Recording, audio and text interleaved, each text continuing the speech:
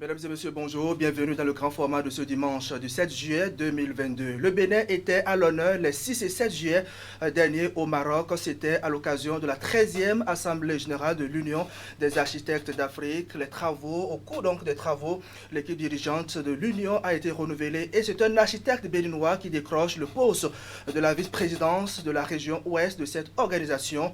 Nous parlons là de Narcisse Justin Soglo, ancien président de l'Ordre national des architectes et urbanistes du Bénin. Alors, quel défi pour l'Union des architectes d'Afrique?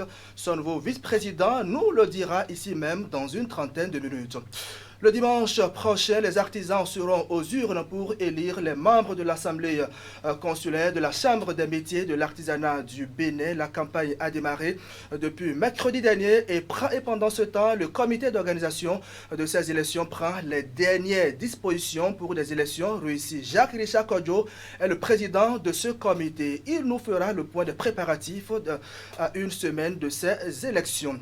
Mesdames et messieurs, les informations, les analyses des grands sujets d'actualité nationale et le divertissement, c'est tous les dimanches sur le grand format de Canal 3 Bénin dès qu'ils sont 13 heures. Merci d'être là.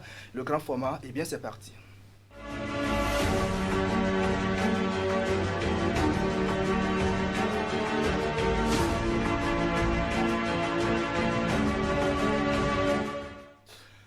À la une de l'actualité au Bénin, disant déjà que le tribunal de première instance de deuxième classe d'Aplahoui a été créé. L'événement n'est pas passé inaperçu à la faveur d'une conférence de presse conjointe. Préfecture du Koufo et tribunal, les festivités ont été annoncées pour marquer ce 10e anniversaire. On en parle dans un instant. On parlera également de la cérémonie d'intronisation du nouveau roi de Dahomey. Il a été officiellement installé au palais central. Les hostilités ont démarré par une procession images et reportages à suivre. À suivre également la célébration de 200 millième de clients de NG Energy Access. À l'occasion, la société a réuni l'ensemble de son personnel vendredi pour revisiter les stratégies et les défis qui les attendent. Le point de l'actualité pour démarrer est direction à Plahoé, c'est dans le département du Koufo, disant que le tribunal de première instance, de première classe donc, de la localité a été créé en prélude aux manifestations entrant dans le cadre de la célébration de ce 10e anniversaire. Une conférence de presse a été animée ce vendredi pour annoncer les couleurs. Le point avec Geoffroy Vincent et Florent Dou. Le département du Koufo s'apprête à célébrer les 26 et 27 juillet prochains les noces d'étain de son tribunal de première instance de deuxième classe d'Aplahoui. Le 26 juillet 2022, cela fera en effet exactement 10 ans que ce tribunal est entré dans sa phase d'opérationnalisation. Le préfet de Koufo, assisté du procureur de la République près le tribunal d'Aplahoui et d'un magistrat de ce tribunal, sont à ce titre ici face à la presse. Le tribunal qui a commencé par nous accompagner, bien sûr, dans le cadre du rapprochement de la justice des justiciables, a beaucoup fait pour limiter de façon drastique la criminalité, permettre à nos parents de savoir qu'il y a une justice, il y a un tribunal. Cette célébration du 10e anniversaire de l'opérationnalisation du tribunal de première instance de deuxième classe d'Aplahoui est annoncée pour être un grand rendez-vous à la fois festif et célébral. L'événement, pour nous, est d'importance. L'événement est d'importance aussi pour espérer. Nous sommes aujourd'hui en train de célébrer le 10e anniversaire du tribunal du premier instance de deuxième classe d'Aplahoui. Nous célébrons un événement ici. Nous aurons aussi l'occasion de célébrer un événement à Dogo quand ce tribunal sera rendu opérationnel. Ceci, toujours dans le sens de rapprocher la justice des justiciables. Selon les conférenciers, des universitaires et des praticiens seront amenés à opiner. L'objectif étant de disséquer, de pénétrer le fonctionnement du tribunal. Un colloque scientifique est d'ailleurs au cœur de l'événement. Son thème, l'homme, la terre et la justice. L'évocation d'un tel thème central bien exprime, au-delà de nos espérances, toute la dimension de l'activité confiée à la juridiction. La marche effectuée par ce tribunal au service des populations relevant de sa juridiction de compétence sera passée au peigne fin. Le but est de bien se projeter dans une nouvelle décennie. Direction maintenant Palais de la Marina qui est à nouveau ouvert au public pour la visite des 26 trésors royaux.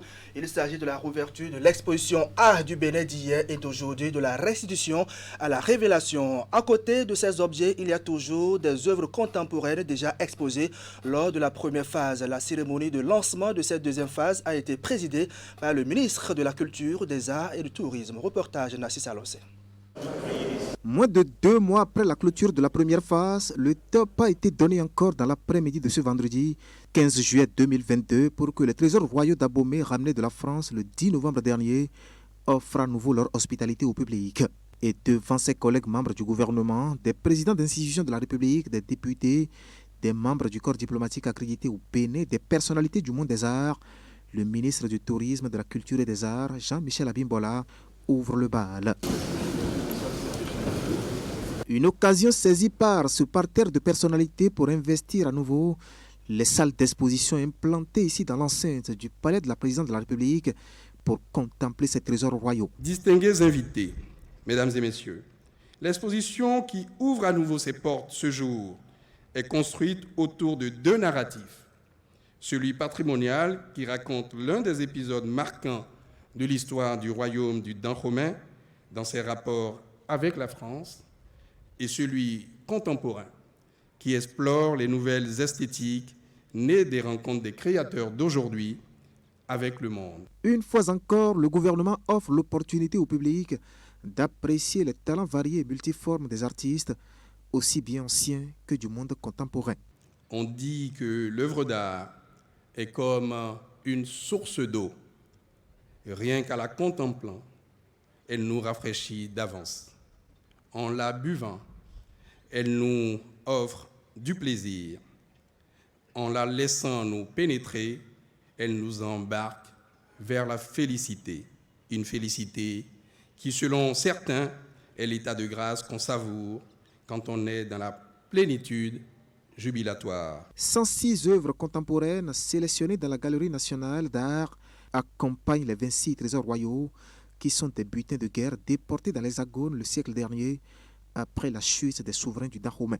Exposés ici pour l'acclimatation après 130 ans de séjour en France, ces œuvres ont reçu pendant la première phase de l'exposition Art du Bénin d'hier et d'aujourd'hui de la restitution à la révélation environ 200 000 visiteurs en 40 jours. De là à l'environnement, on change de sujet pour la suite de cette édition. La représentante résidente de l'UNICEF au Bénin a procédé ce samedi à la mise en terre des plants avec des enfants. L'opération de reboisement a eu lieu à la berge de Semepodji et vient en soutien à l'initiative du gouvernement, celle de restaurer la verdure sur la côte de l'Atlantique. Le compte rendu est signé Ali Momoni.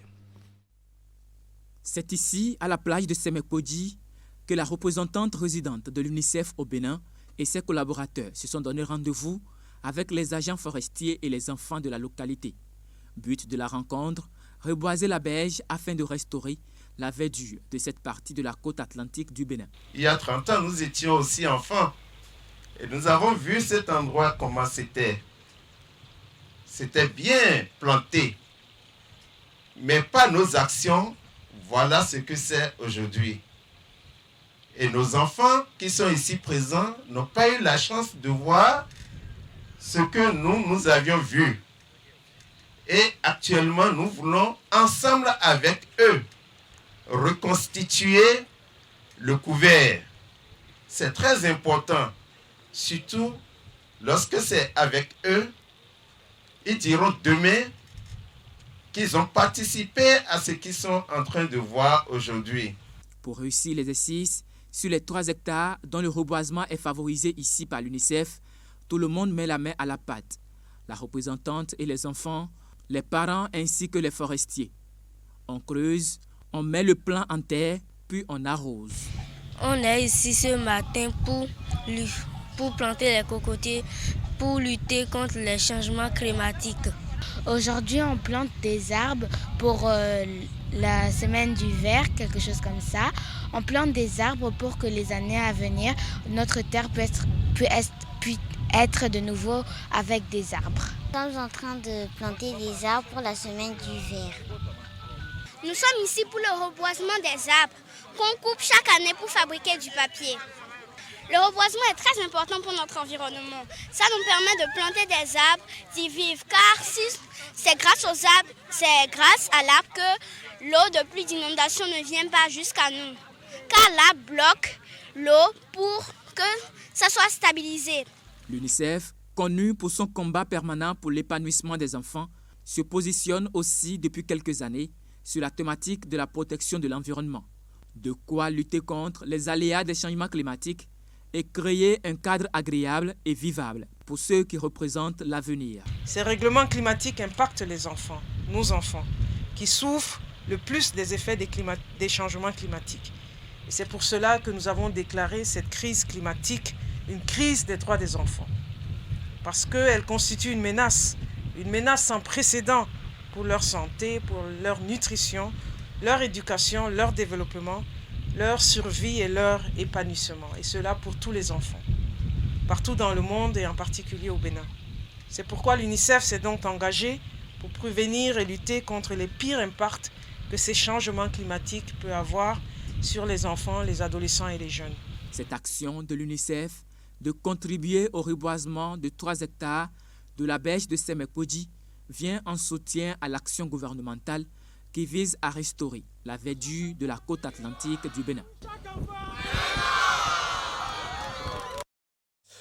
On va marquer maintenant un rendez-vous dans les agendas pour ceux qui sont intéressés, bien entendu. Alors retenez que du 16 au 31 juillet prochain, le Palais des Congrès de Cotonou vibre au rythme et aux couleurs de l'édition 2022 du mois de la mode. Une rencontre qui va permettre de mettre la lumière sur le secteur de la mode au Bénin. Les hostilités ont été lancées ce samedi avec des défilés de mode en présence, vous allez le voir, d'un public qui s'y connaît bien. Les précisions sont avec Teddy Goudalo. Ce défilé de mode consacre l'ouverture à Cotonou du mois de la mode édition 2022.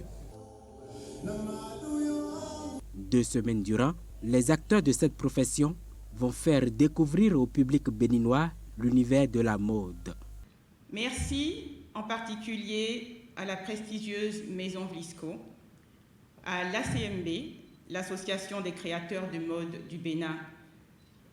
Merci à Couleur Indigo, Trinity Event, à la Maison du Pain Tissé, à la Perle Noire, pour leurs apports à cet événement.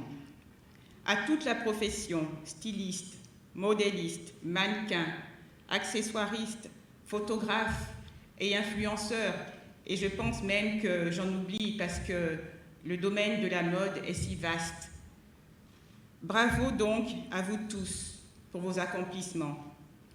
La mode béninoise d'hier à aujourd'hui, telle s'intitule la thématique autour duquel les réflexions vont se concentrer. Plusieurs activités sont prévues à cet effet. Il s'agit des conférences, des ateliers et des expositions photos. Une nuit de la mode mettra un terme aux travaux.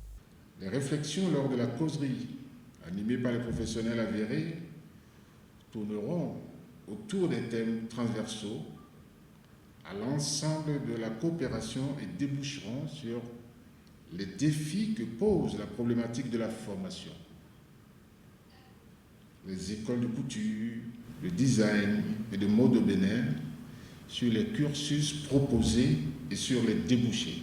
En effet, pour beaucoup de nos compatriotes, le secteur de la mode apparaît comme un univers superficiel et incertain, avec beaucoup de flonflons, alors qu'il est en réalité un pôle créateur, de chaîne de valeur, avec une industrie génératrice d'emplois dans un marché de plus en plus, comme vous le savez, concurrentiel.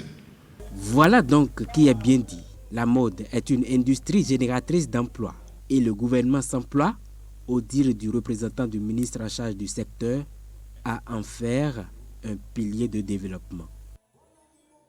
Toujours dans l'actualité, au Bénin, cérémonie d'intronisation du nouveau roi de Dahomey. Il a été officiellement installé au palais central. Les festivités ont démarré par une procession qui a quitté le palais princier du roi Béanzin à Djimé. L'étape du jeudi dernier a été marquée par le début des rituels pouvant lui permettre d'asseoir définitivement son autorité sur le territoire. Imet Elena Moussou nous en parle dans ce reportage.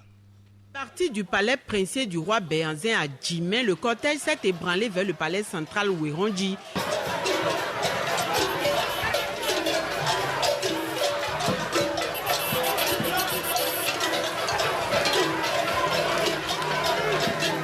Porté en hamac, le successeur désigné de Dada Kefa Sagbadou Glélé a traversé toute la ville avant d'être intronisé comme le nouveau roi du Dahomey. La procession vient clôturer le processus enclenché depuis l'annonce du décès du roi défunt. La cérémonie marque également le sacre de Dada Deweno de Béanzin. C'est un principe qui est établi dans notre royaume. Et si chaque roi est sacré, c'est d'abord ici, au palais du roi Glélé, qui vient prendre fonction. Et après, il va faire allégeance, libation dans les autres palais. Il est là pour invoquer nos ancêtres, pour maintenir la tradition. Il est là pour maintenir la paix, la cohésion, pour maintenir l'unité, pour que dans la paix, dans l'unité, la population puisse travailler pour développer la cité. L'étape de ce jeudi sera suivie de plusieurs autres rituels. Pendant la traversée, des arrêts ont été marqués à des endroits significatifs. L'entrée et l'installation de Dada Deweno de Béanzin au palais vient mettre fin à la vacance de trône observée depuis le décès de son prédécesseur. Dorénavant, un nouveau règne commence. Prince, princesse, dignitaires et autres le souhaitent paisible, joyeux et lent. Nous sommes là pour le sacre du nouveau roi du Dahomey et vous avez vu l'effervescence de toute la cour royale. Les ministres, les princes et princesses et tout le monde et toute la dynastie royale qui est prête à l'accompagner. Et nous devons dire merci au gouvernement qui a accompagné le processus du choix du prince héritier. Et désormais, nous promettons que nous allons quand même travailler pour que la paix qui a régné dans cette intronisation puisse prospérer dans le temps. C'est quelqu'un qui est très humble, sociable, quelqu'un qui aime son prochain, qui place l'éducation comme priorité dans sa vie. Le drapeau de Dahomey vient d'être hissé très haut et vous avez constaté aussi que tous les Dahomey vivent sous nous, Dahomey vivent en nous. Tout le monde est heureux, tout le monde s'est entouré du roi. De Djimé jusqu'à Ouéronji, là où nous sommes actuellement. Dans la foule qui a accompagné Dada Dewenode au palais, on pouvait accepter les agents de sécurité noter la présence de diverses personnalités curieux. Les sujets et autres, la liesse populaire remarquée dénote de l'adhésion de toutes les filles et de tous les fils de Dahomey au choix opéré ainsi que le déroulement du processus ayant conduit au sacre du roi. Pour les uns et les autres, le souverain, outre la paix, doit aussi travailler à maintenir cette cohésion retrouvée. Pendant ce temps, les gestionnaires de données des zones sanitaires et directions départementales de la santé du Koufo et de l'Atlantique disposent désormais de moyens roulants. Vendredi, ils ont reçu des motos dans les locaux de la direction départementale de la santé du Koufo. C'était à Azové. C'est un don de l'agence belge de développement. Le reportage est signé Geoffroy Messon. Les gestionnaires de données des zones sanitaires et directions départementales de la santé des départements du Koufo et de l'Atlantique sont désormais mieux outillés en matière de moyens de transport.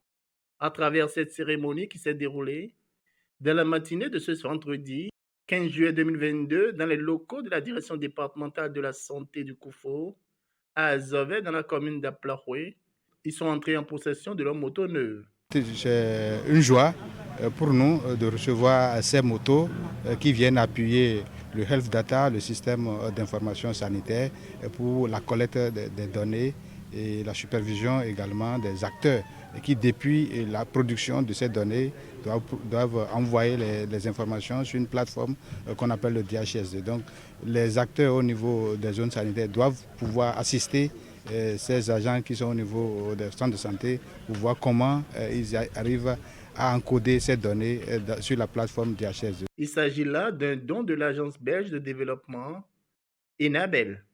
Au total, 21 motos d'une valeur d'environ 27 millions de francs CFA ont été remises. L'objectif est de renforcer la qualité du système d'information sanitaire dans les deux départements. Je tiens à remercier le représentant d'Enabel qui nous accompagne pas à pas. L'intervention manager l'a rappelé tout à l'heure, la digitalisation a commencé déjà dans nos formations sanitaires et nous allons maintenant dans la remise de motos pour améliorer la mobilité des acteurs pour la collecte des données. Je voudrais ici inviter les bénéficiaires de ces moyens roulants, au-delà du fait qu'on reçoit un moyen qui nous permet de nous déplacer, vraiment de montrer de l'engagement pour que l'on comprenne l'utilité et la nécessité d'avoir mis à leur disposition ces moyens roulants. Selon le préfet de Koufo, la collecte méticuleuse et le traitement des données statistiques sont indispensables à la prise de bonnes décisions dans tous les secteurs, notamment celui de la santé. Il a salué l'appui que Enabel ne cesse d'apporter au Bénin. Moi, je voudrais prendre l'engagement, au nom de mon collègue de l'Atlantique et à mon nom propre, que nous ferons un bon usage de ces motos-là. Et comme vous l'avez dit, ça va favoriser la mobilité donc, de nos collaborateurs, de nos collègues sur le terrain, et ceci pour le bien de nos communautés. Les heureux bénéficiaires de ces moyens roulants ont désormais la lourde charge de mieux accomplir leur mission. Active depuis plus de 20 ans au Bénin, Enabel se focalise, outre le secteur de la santé, sur l'appui au développement du secteur de l'agriculture. Autre sujet à présent, on parle de l'atelier national de validation et d'adoption du nouveau modèle de structuration des acteurs de la filière riz et de définition d'un mécanisme de mise en marché du paddy. Les assises de Dassazoumé ont réuni les acteurs de la filière. L'atelier a permis de revisiter les documents issus des travaux préliminaires. Les précisions sont avec Imet Ilélamonso. Nouvelle rencontre des acteurs des diverses catégories qui composent la filière riz. La troisième en un trimestre, les assises sont convoquées par l'interprofessionnel de la filière riz au Bénin, IFRIZ. Elle regroupe commerçants, producteurs et transformateurs venus de 72 communes du pays. À Dassa, ces acteurs ont eu à réfléchir sur le modèle de structuration interne à adopter dorénavant. L'ancien schéma existant n'a pas échappé à l'épreuve de la dynamique de l'évolution du temps. Nous allons à travers différentes interventions, comprendre les différentes méthodes pour nous, de mieux nous organiser, de nous structurer autrement, pour être en capacité de rendre du riz disponible sur la table des consommateurs. Aujourd'hui, avec les statistiques, vous avez non seulement amélioré le niveau de production, mais également le niveau de rendement est en forte amélioration. Si tout ce que nous avons dit ici aujourd'hui, nous les mettons en œuvre, surtout à travers le développement de mécanismes appropriés, efficaces et efficients qui met en lien la plupart des acteurs que vous êtes. Cette réorganisation de la filière voulue et entamée depuis avril 2022 va leur permettre de se conformer aux exigences des nouvelles dispositions établies par la tutelle, mais aussi de travailler convenablement à l'atteinte des objectifs et résultats escomptés. Pendant 3 jours, les participants à la rencontre ont eu à suivre diverses communications et exposés sur les travaux préliminaires effectués. Cet atelier a aussi été l'occasion d'analyser les propositions puis faire des recommandations. Le cadre a aussi été propice pour la mise en place d'un mécanisme de mise en marché du paddy. Les arrêtés 136 et 137 permettent aux acteurs de mieux s'organiser. L'une des mesures phares contenues dans ces arrêtés, c'est qu'il faut aller vraiment à une mobilisation du plus grand nombre d'acteurs de la filière riz et à une mobilisation également de la plus grande quantité de matières, notamment le riz paddy. Le mécanisme de mise en marché du riz paddy que l'atelier va nous permettre également d'ébaucher est également un instrument très important qui permettra réellement à IFRIZ d'être totalement dans la dynamique que le gouvernement est en train de projeter. Donc moi je suis parfaitement satisfait des résultats et je suis sûr que les conclusions qui ont été prises ici vont être mises en application sur le terrain et nous souffrirons d'aucune insuffisance. Pour la saison prochaine, l'exécutif envisage atteindre le 1 million de tonnes de production. Nombre de dispositions sont déjà prises en vue de faciliter le travail aux acteurs et rendre disponible un produit de qualité sur la table des consommateurs. Dans cette démarche, les différentes organisations paysannes membres de l'IFRIS ont aussi bénéficié de l'appui technique et financier du FIDA ainsi que de l'Agence belge de développement Enabel à travers la composante 3 du programme DEFIA. Dans le reste de l'actualité dans cette édition, déjà 200 000 clients pour le compte de Engie Energy Access. La société spécialisée dans la vente et l'entretien des kits scolaires a célébré l'événement samedi dernier. Occasion pour elle de faire le point de ses activités depuis son installation au Bénin en 2018. Son objectif, faut-il le rappeler, est de contribuer à l'indépendance énergétique partout dans le Bénin. Reportage. Venus de toutes les contrées du Bénin, le personnel et les responsables de Engie Energy Access ont choisi le complexe touristique à Gualande d'Abomey-Calavi pour la présente journée de convention nationale. Et celle-ci est particulière en ce sens qu'elle célèbre le 200 millième client de cette société spécialisée dans la vente et l'entretien des kits solaires. 200 000 clients, ce n'est pas petit. Et tout ça en moins de 4 années d'activité au Bénin. L'offre s'est élargie encore plus cette année parce que nous avons ouvert une 4e gamme de produits que nous appelons la gamme Confort. C'est une batterie beaucoup plus puissante, des écrans télé plus larges, nous avons du 42 pouces, beaucoup plus de lampes et pour donner effectivement beaucoup plus de confort. L'aventure a démarré en novembre 2018. Aujourd'hui, la société a réussi à engranger 200 000 clients dans son portefeuille commercial, soit environ 1 million de vies changées par l'énergie solaire MySol. Et voici l'homme qui incarne le chiffre porte-bonheur pour Engie Energy Access. La société l'a fait déplacer pour la circonstance de Parakou où il vit, pour mieux savourer avec lui cet instant de bonheur. Il est à Titiru 2 à Parakou et que les gens ont l'énergie grâce à Engie Energy Access Bénin et que ça leur a plu. Il a fait le programme afin d'en avoir et grâce à Dieu, il a pu l'avoir et il en jouit. Il est vraiment satisfait de la lumière que Access Bénin lui a permis d'avoir et que grâce à cette lumière, sa maison est éclairée. Et lui, il rentre tard. Et quand il rentre, il est content de voir sa devanture éclairée et de voir ses enfants en train de s'amuser grâce à la lumière qui existe dans la maison.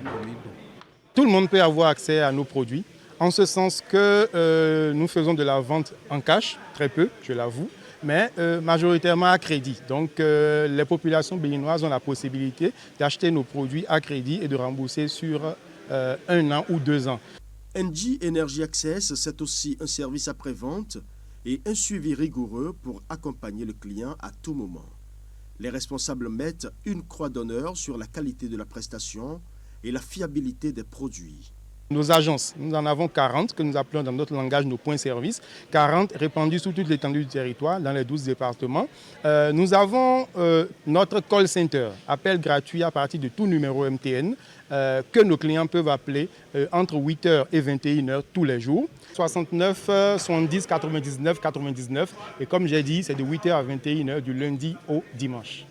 En dehors de ça, nos conseillers confort solaire, nos commerciaux qui sont sur le terrain en charge de proposer nos kits à nos clients, d'installer ces kits-là, sont aussi un grand point de contact parce que nous ne les appelons pas juste des commerciaux, c'est des conseillers confort solaire. L'expression conseiller dit déjà ce que ça veut dire. Ça veut dire qu'ils ne se contentent pas de vendre et de repartir. Ils assistent ces clients-là, ils sont toujours proches d'eux. Nous avons mis en place à l'interne une politique qui leur permet quand même de se rendre régulièrement chez ces clients, qu'ils soient en train de bien rembourser ou en difficulté, et beaucoup plus ceux qui sont en difficulté pour d'abord savoir ce pourquoi ils sont en difficulté et ensemble, en discutant avec eux, rechercher des solutions pour pouvoir les réengager. Et pour nous, l'objectif, c'est que tous nos clients finissent de rembourser leurs prêts et deviennent propriétaires de leur kit. À la recherche permanente de l'indépendance énergétique pour les populations, Engie Energy Access poursuit sa randonnée commerciale dans les contrées du Bénin pour permettre à toutes les familles, y compris les hameaux les plus reculés, de jouir de l'énergie solaire sans contrainte financière. Avant de passer à une autre phase du grand format, sachez que le tout nouveau gouverneur élu du district 403 à 4 de Lions Club International a tenu sa première réunion de cabinet ce samedi à Cotonou. Au menu des travaux, la présentation et l'adoption du budget du district. À cette occasion, les membres du cabinet du gouverneur ont reçu des insignes. Reportage. La première réunion de prise de contact et de lancement des activités du district 403 à 4 du Lions Club International s'est tenue à Cotonou. Avec le tout nouveau gouverneur élu au titre de l'année 2022-2023, les participants à cette rencontre du cabinet ont débattu de plusieurs sujets, notamment la présentation du budget du district.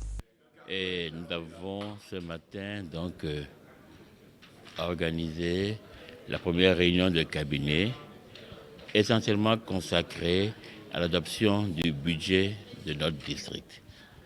Toute association vit justement avec des ressources.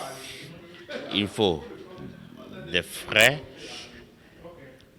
Il y a des frais, il y a des exigences et on ne peut rien faire sans un budget. Mais nous sommes aussi une association très démocratique. Donc le budget est présenté aux membres du cabinet qui l'examinent et qui le votent. Donc c'est ce que nous avons fait aujourd'hui. Nous avons donc voté le budget du mandat 2022-2023. C'est un budget qui témoigne d'une grande ambition pour laquelle le gouverneur Philippe Emmanuel Johnson attache du prix et sollicite l'accompagnement de tous les membres des différents clubs Lions. Le budget est ambitieux, bien entendu, mais cette ambition qui se traduit dans ce budget est liée justement aux ressources, n'est-ce pas, qui vont arriver. Et les ressources, ce sont les cotisations des membres. Donc si je pourrais profiter ici de faire cet appel aux différents clubs, PZ justement, président de zone, président de club et tous les Lions, qu'ils ont une obligation statutaire, lorsque nous sommes membres de l'association, nous avons des cotisations à payer, et nous sommes des personnes qui nous engageons. Donc notre engagement s'est manifesté justement par ce respect, n'est-ce pas, de nos obligations, notamment pécuniaires, notamment les cotisations qu'il faut payer à temps et en heure. L'amitié, socle du service dans la diversité. C'est le thème du mandat du gouverneur du district 403 à 4 qui a été débattu au cours des échanges. La réunion a pris fin par la remise des insignes aux membres du cabinet. Voilà, mesdames et messieurs, ainsi se résume l'actualité traitée par l'ensemble de l'équipe de la rédaction de 43 à Bénin en attendant la grande édition du soir avec Nassis Alossé. Le plateau invité, c'est dans quelques instants. Pour la première fois, le Bénin occupe le poste de la vice-présidence au Conseil de l'Union des architectes d'Afrique. Nassis Justin Soglo assure cette responsabilité au nom de son pays. Il vient nous dire les défis qui s'imposent à cette organisation africaine. Mais avant, une pause s'impose. Voici le ZAP 3 que nous propose Nagui Balagbe.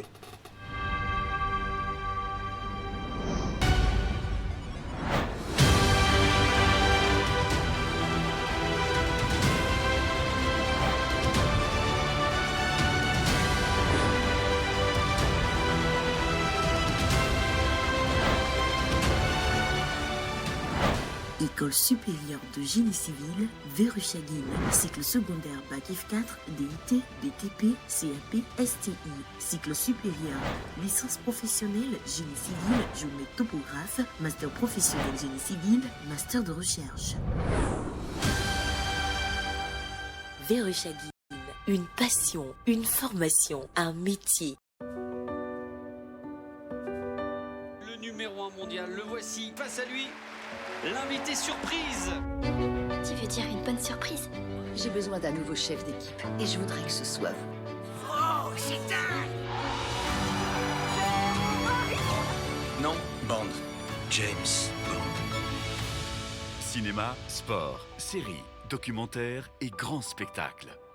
Les chaînes Canal+, c'est 100% de toutes vos envies. En ce moment, profitez de 15 jours offerts à tout Canal+ dès votre réabonnement.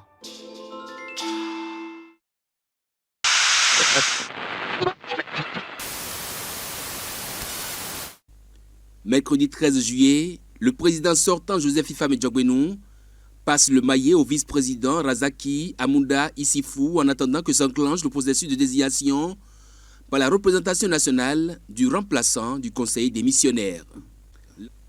En l'absence d'une crise d'institution et de toute autre crise politique, on est bien curieux de savoir pourquoi le réformateur de la justice constitutionnelle abandonne le navire en pleine zone de confort, passé la tempête des réformes et des contentieux portés devant elle. Dans la vie, ce ne sont pas des positions qui comptent. Dans la vie, ce sont les objectifs qui comptent. Moi, ça me fait mal. Et que ce que Dieu t'a donné, tu changes au cours d'évolution. C'est pour être quoi? Peut-être qu'il va aller aux élections. Et la loi a dit, quand tu occupes un poste, il faut démissionner 6 mois avant les élections. Donc, si Diogbenou démissionne aujourd'hui, moi, ça ne me surprend pas. Législatif, on peut penser aussi, c'est une probabilité que, eh bien, il envisage peut-être le père choix. On peut envisager aussi que, s'il a posé cet acte, c'est qu'il se prépare dans la perspective des élections présidentielles de 2026. Toutes les probabilités, toutes les supputations, cette démission est la porte ouverte à toutes ces supputations. Il paraît nécessaire de renoncer au confort institutionnel et de se remettre en chemin en parcourant les monts et vallées, les villages et les villes, les quartiers, les arrondissements, et faire en sorte que nos compatriotes comprennent mieux ce que, au plan politique, on leur offre et qu'ils participent mieux à la réalisation de cette offre politique. On peut dire ça, c'est un pipeau. Pourquoi je dis ça, c'est un pipeau? Lui-même, il n'a qu'à venir sur les chaînes pour parler que moi j'ai démissionné. Moi, je voudrais aller aux élections. Si ils ont démissionné pour aller aux élections législatives qui viennent dans 5 mois, je pense que pipeau, il ne peut pas sortir. Notre président Patrice Talon, il a le cerveau. Et avant l'heure, il pense ce qui va se passer dans 5 ans, dans 10 ans. Et il est en train de faire son plan. Il ne peut pas faire à perdre comme mon passé, jamais. Comment il va classer son derrière, comment il va gérer son derrière, même s'il n'est pas là, celui qui va rester pour gérer son derrière, il va chercher. Alors, je pense que ce coup, personne n'est novice, le Benoît est assez mature et tout le monde sait ce qu'il veut faire. Et Diogbenou va se présenter aux élections législatives, mais je pense que ça ne serait pas une bataille facile pour lui. Il paraît nécessaire de renoncer au confort institutionnel et de se remettre en chemin en parcourant les monts et vallées, les villages et les villes. Ça, c'est un pipeau. Je pense que pipeau, il ne peut pas sortir. Il pense ce qui va se passer dans 5 ans, dans 10 ans. Et il est en train de faire son plan. C'est un non-lieu, c'est un non-événement chez moi. Parce que connaissant Diogbenou et connaissant le président de la République, nous savons les liens parentaux qu'il y a entre eux. Moi, je suis content. Moi, je ne sais pas pour les autres. Moi, ça me fait mal. Et que ce que Dieu t'a donné, tu changes au cours d'évolution. C'est pour être quoi? Bonjour. Bonjour, on me voit. Bonjour. Aïe, mais oui, bon, ça, on a blébé. Solution de boudé à blonde de bois. Y'a mon tout est un petit peu la plaque. Nous y a qu'à savoir chimo. Donc solution de a. Bonjour et non. A donné vieux problème ouais. Un des beaux problèmes ouais. A tant le béton même beau jet période en l'eau ouais. Donc bonjour et non.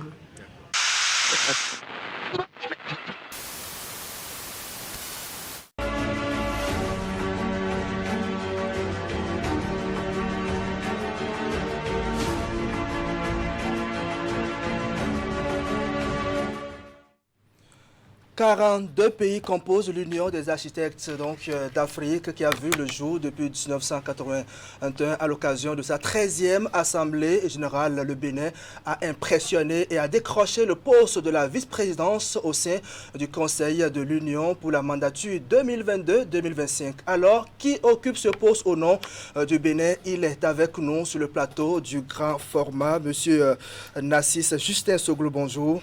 Oui, bonjour, monsieur le journaliste. Alors, vous êtes par ailleurs ancien président de l'Ordre national des architectes et urbanistes du Bénin. Merci, bienvenue sur le plateau du grand format. Merci, c'est moi qui vous remercie. Alors, vous êtes rentré hier, malgré ça, vous avez accepté de répondre donc à notre invitation. Merci beaucoup. Alors, vous êtes rentré tout fatigué, sans doute. Écoutez, la fatigue n'est pas au rendez-vous. Tant qu'on a besoin de nous, on doit toujours se mettre disponible. Donc, nous sommes habitués à ne pas beaucoup nous reposer, même si on nous le reproche. Parce que tant qu'il y a nécessité de répondre quelque part, on doit être présent. Alors, est-ce que vous êtes toujours connecté à l'Ordre des architectes du Bénin? Ah ben oui, bien, si je suis membre, ce n'est pas parce que je suis ancien président de l'Ordre que je vais baisser les bras. Étant donné que je fais partie toujours des membres de l'Ordre, je suis connecté. Même en étant à l'extérieur, j'ai participé même à la dernière Assemblée générale de l'Ordre et à toutes les activités d'ailleurs, puisque l'Ordre aujourd'hui est bien connecté et nous avons la possibilité de suivre par visioconférence toutes les activités que mène l'Ordre national des architectes et des urbanistes du Bénin. Alors donc, vous avez été, on va dire, en quelque sorte mandaté pour nous parler. Ah oui, bien sûr. Je crois que pour aller représenter, puisque j'ai été représenté le Bénin, et le Bénin, c'est l'Ordre national des architectes et des urbanistes du Bénin. Et je crois que j'ai eu le mandat, j'étais accompagné du secrétaire à la, comment appelle-t-on, chargé des affaires juridiques et du contentieux, le confrère Sama Rodrigue Michel. Donc on était deux, puisque le Bénin a droit à 2 votes. Donc la délégation béninoise était composée de nous deux. C'est avec un ordre de mission bien défini et une prise en charge par le Conseil national de l'Ordre des architectes et des urbanistes du Bénin. D'accord. Avant de parler donc des travaux de cet AG, comment peut-on présenter l'Union des architectes d'Afrique? Oui, au fait, l'Union des architectes d'Afrique est née depuis le 23 mars 1981, comment appelle-t-on, au Nigeria. C'était sous la présidence de son Excellence El Hadj Shehu Shagari. Donc c'était lui qui avait milité pour la création de notre union à travers l'idée qu'avaient évoqué certains pays, et donc sous l'impulsion du Nigeria bien sûr. Et ça a donné cette création depuis ce temps-là. C'était au départ 23 pays qui étaient les pays membres fondateurs de cette association. Donc il faut en même temps préciser qu'en ce moment, l'Ordre national des architectes des urbanistes du Bénin n'existait pas encore, puisque nous, on a été créé officiellement en 1983 par le décret 83-388 du 1er novembre 1983. Les travaux, comment ils se sont déroulés? Quelles ont été les activités que vous avez menées au Maroc? Oui, je crois que d'abord, on a eu 4 jours de travaux. Il y a eu les 2 premiers jours qui ont été consacrés au congrès, où il y a eu des thématiques qui ont été développées par des éminents architectes. Et puis l'Assemblée générale statutaire qui a eu lieu les 6 et 7 juillet. Au début de l'Assemblée, naturellement, il fallait que l'ancien bureau présente les résultats de la mandature. Donc on a eu droit d'abord à la présentation du bilan moral du président sortant, Lionel Miguel Victor, qui est de l'Angola, que je salue pour sa mandature difficile qu'il a pu mener à bout. Il a présenté son bilan et il a reçu l'avis, le quitus de l'Assemblée générale. Ensuite, c'était le tour du secrétaire général également, qui lui aussi facilement a eu le quitus de l'Assemblée générale. Puis, s'en est suivi le bilan du trésorier. Là aussi, sans problème. Et il y a eu le passage des vice-présidents de l'Union Et par la suite, il y a eu les présidents des commissions et les présidents des comités. Donc, en disant tout ça, peut-être que je pourrais profiter pour vous dire en même temps la composition, ou sinon si c'est prévu dans vos questions. Du bureau, oui, voilà. Le bureau, au fait, de l'Union des architectes d'Afrique est structuré, comme je viens de décrire. Il y a le président, le secrétaire général. Combien de membres le bureau, ça fait 9. Ça fait 9, parce qu'il y a le président, le secrétaire général, le trésorier, et il y a l'immédiat passe-président, qui est d'office le membre du conseil qui suit. Puis, par la suite, il y a les 5 vice-présidents élus des 5 régions que constitue l'Union des architectes d'Afrique. Alors, au thème des élections, vous avez été élu vice-président donc, de la région Ouest. C'est vrai que vous représentez votre pays donc, dans l'organisation, mais c'est avant tout un mérite personnel. Quels sont les éléments qui ont milité en votre faveur? Je ne dirais pas que c'est simplement un mérite personnel. Déjà, c'est mon pays, c'est le Bénin. Et à travers déjà ce que le Bénin représente aujourd'hui sur le plan régional, sous-régional et à l'international, ça a déjà un plus que ça apporte à notre organisation, à notre ordre des architectes du Bénin. Vous n'êtes pas sans savoir peut-être que j'ai eu à occuper le poste de président de la commission, de la conférence des ordres des architectes de l'UEMOA. Ça, c'est pour le Bénin, c'est le mérite du Bénin. Et ensuite, aujourd'hui, pour le mandat finissant au niveau de l'Union des architectes d'Afrique, j'étais le président de la commission éthique et exercice professionnel. Donc, tout ça déjà a donné un nom au Bénin. Déjà, vous voyez, quand on parle de la région ouest, c'est 13 pays. Presque les 13 pays de la CEDEAO, plus, moins, il y a 15 pays en Afrique de l'Ouest. Oui, 15 pays. Mais il y a deux qui ne sont pas encore, deux qui ne sont pas encore membres. Ce sont les deux Guinées, la Guinée-Conakry et la Guinée-Bissau. Voilà. Donc, le simple fait déjà d'être en permanence avec ces pays, ça a facilité quand même, comment on appelle-t-on, le soutien à ma candidature. Parce qu'après tout, c'est le Bénin, c'est le Conseil national de l'ordre des architectes à travers le président Paul-Aimé Gonçalves, qui préside le 17e Conseil de l'ordre, qui a proposé ma candidature à ce poste.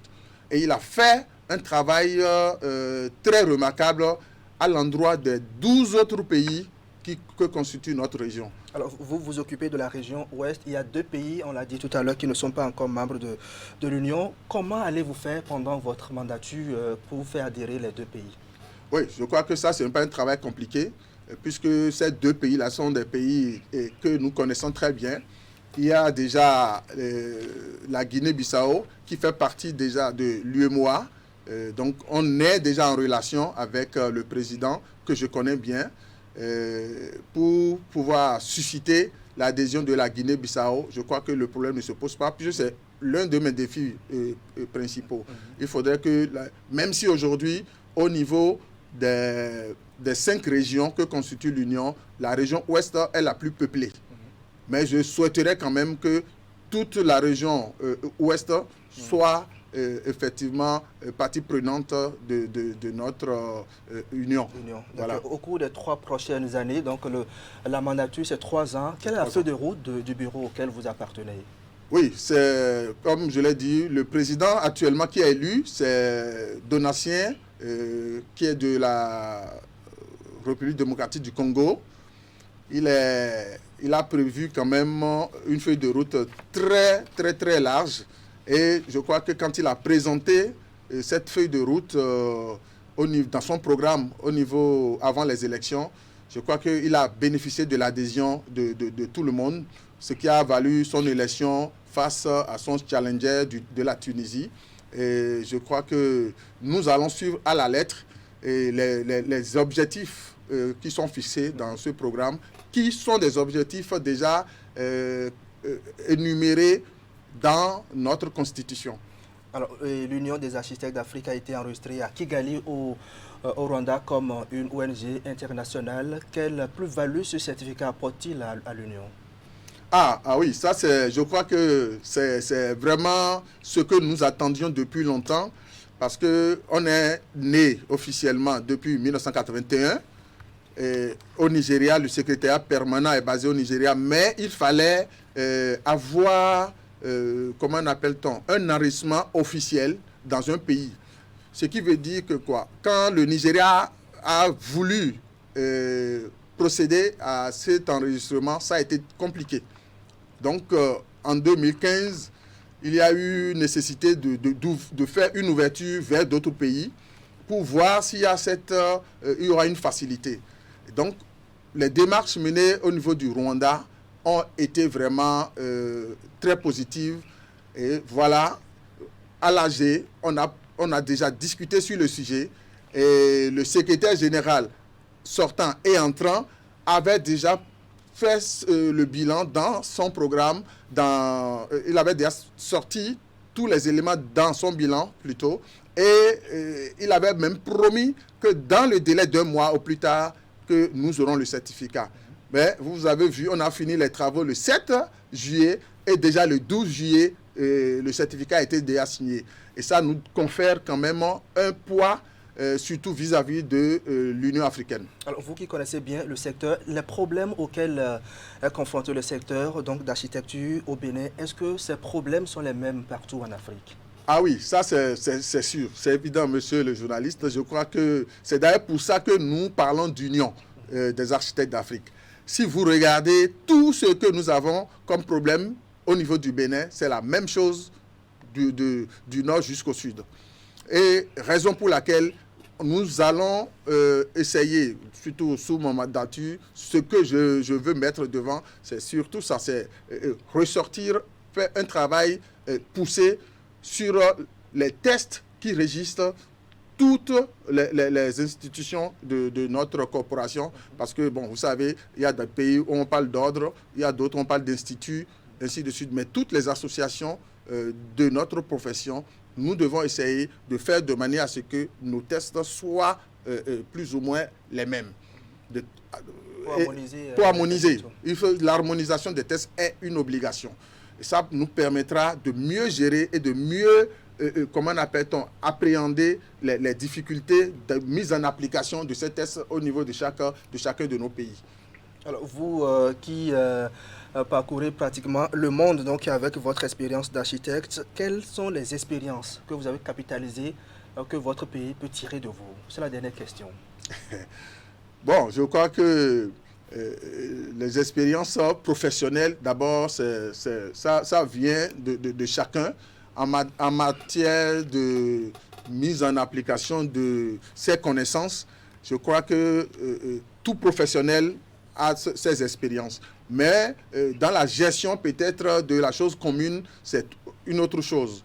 Parce qu'aujourd'hui, je crois que même dans les statuts de l'Union des architectes d'Afrique, il est fortement recommandé qu'avant de proposer la candidature d'un architecte à un poste, il faudrait vraiment que l'ordre à l'interne puisse choisir quelqu'un qui est bien outillé, qui surtout peut facilement maîtriser les tests et voir leur mise en application.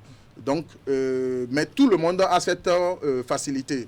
Tout le monde peut le faire, mais il faut vraiment avoir le temps pour le faire. C'est surtout ça. Et il faut se donner à la chose. Il ne faut pas se dire que c'est seulement ce qui concerne peut-être mon propre cabinet qui m'intéresse.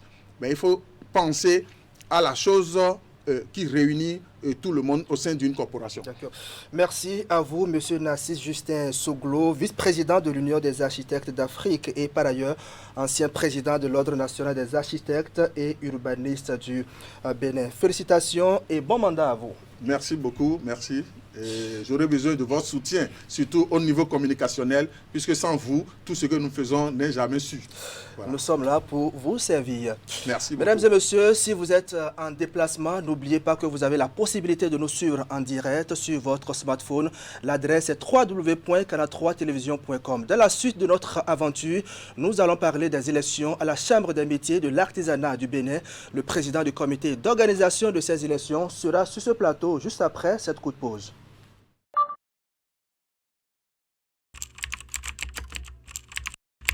Votre chaîne Canal 3 Bénin à portée de main.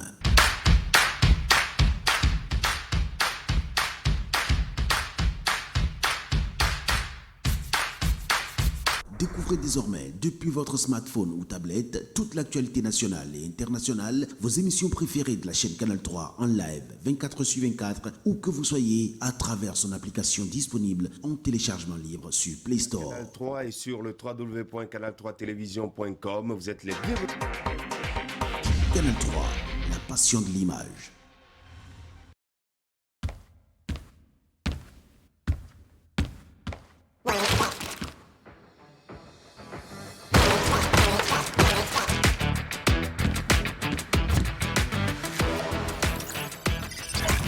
Placez un pari.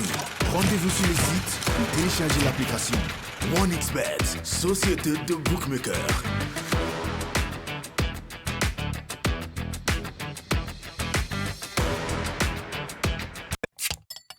Un goût unique de citron vert. De nouvelles sensations de rafraîchissement. Des moments intenses de partage. Toi aussi, découvre Yuzu, la nouvelle boisson qui étanche la soif. Yuzu.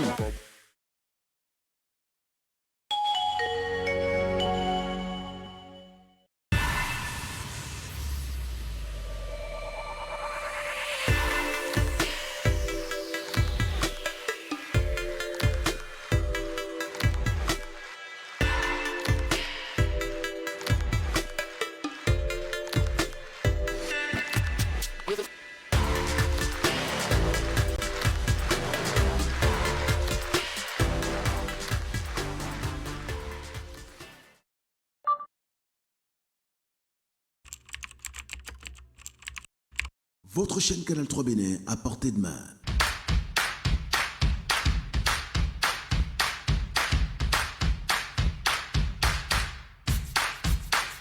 Découvrez désormais, depuis votre smartphone ou tablette, toute l'actualité nationale et internationale, vos émissions préférées de la chaîne Canal 3 en live 24/24, où que vous soyez, à travers son application disponible en téléchargement libre sur Play Store. Canal 3 est sur le www.canal3television.com. Vous êtes les bienvenus. Canal 3, la passion de l'image.